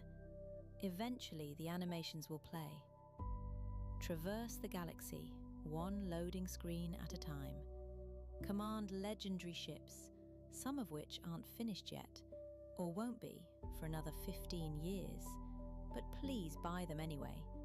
Experience true freedom within a carefully defined set of menus.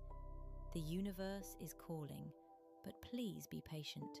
Yeah, you know which ones I'm talking about. And a community member and moderator reached out to me and said, hey, Star Citizen is in the best spot that it has ever been, and I want to take you on a nice curated journey to experience some of the new content. And after going on this curated adventure and experiencing what Star Citizen has to offer in 2026, I was then left with an overwhelming sense of needing to uninstall that fucking launcher from my PC. We decided to opt into the Onyx space station mission, which, don't get me wrong, was a visual spectacle at 24 FPS. The lighting, the textures, the intricate layouts of this facility were actually fucking awesome. And as we descended further into the lower regions of this base, I descended further into fucking madness, with the AI combat feeling and looking like this.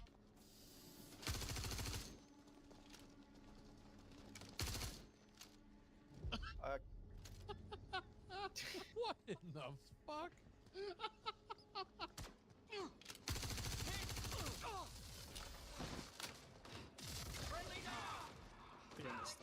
Never mind.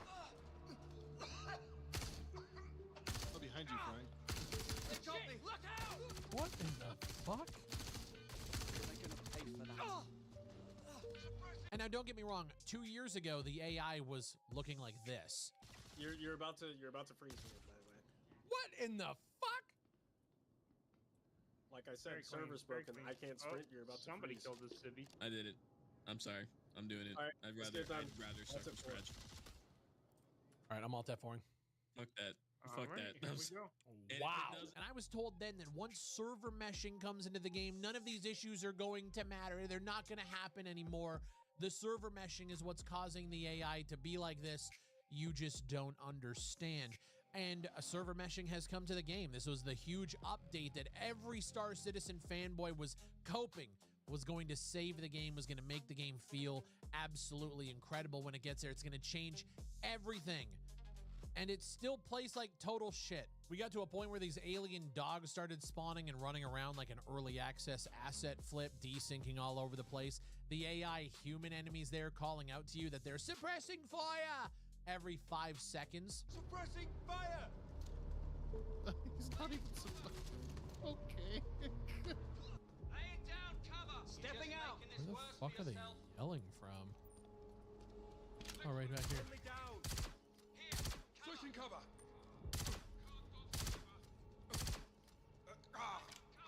They're gonna pay for that. Hold it! Look out! Under fire! Cover! Contact! I'm gonna die. I'm gonna die. Suppressive fire! We're getting swarmed. Head towards me. There's an elevator coming down. Cover ourselves while.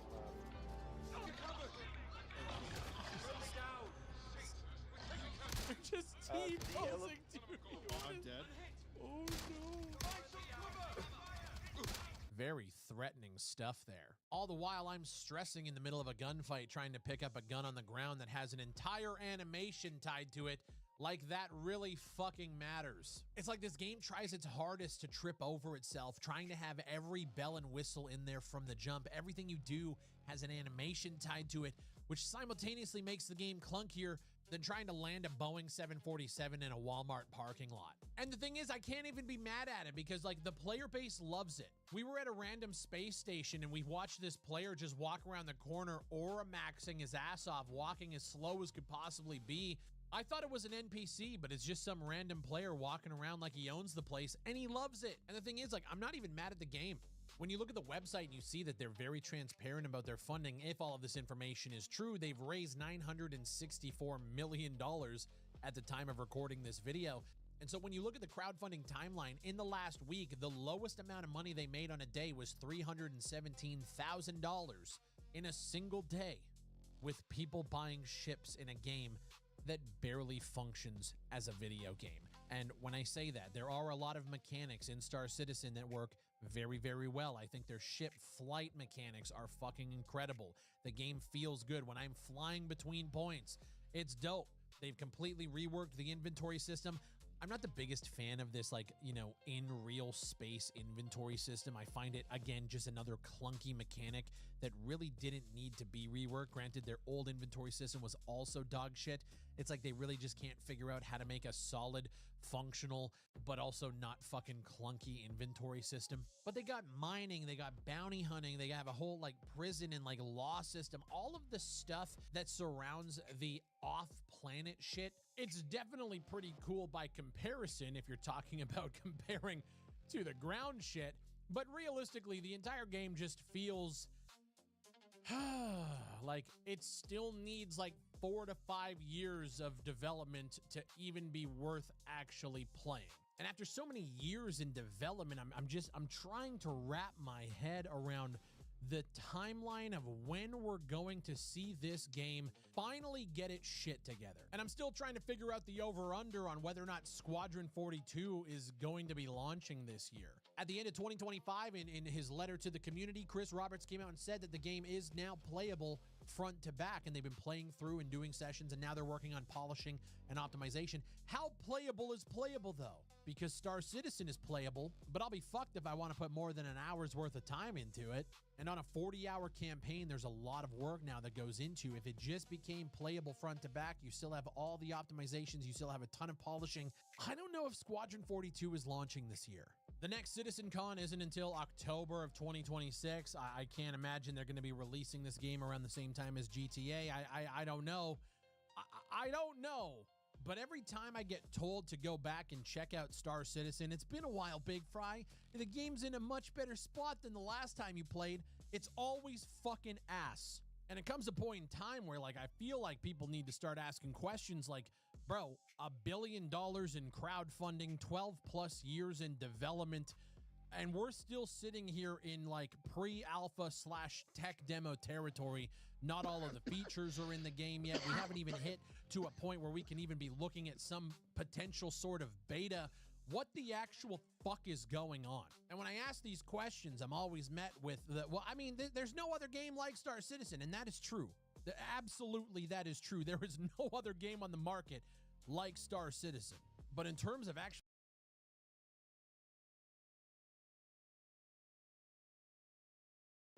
what timeline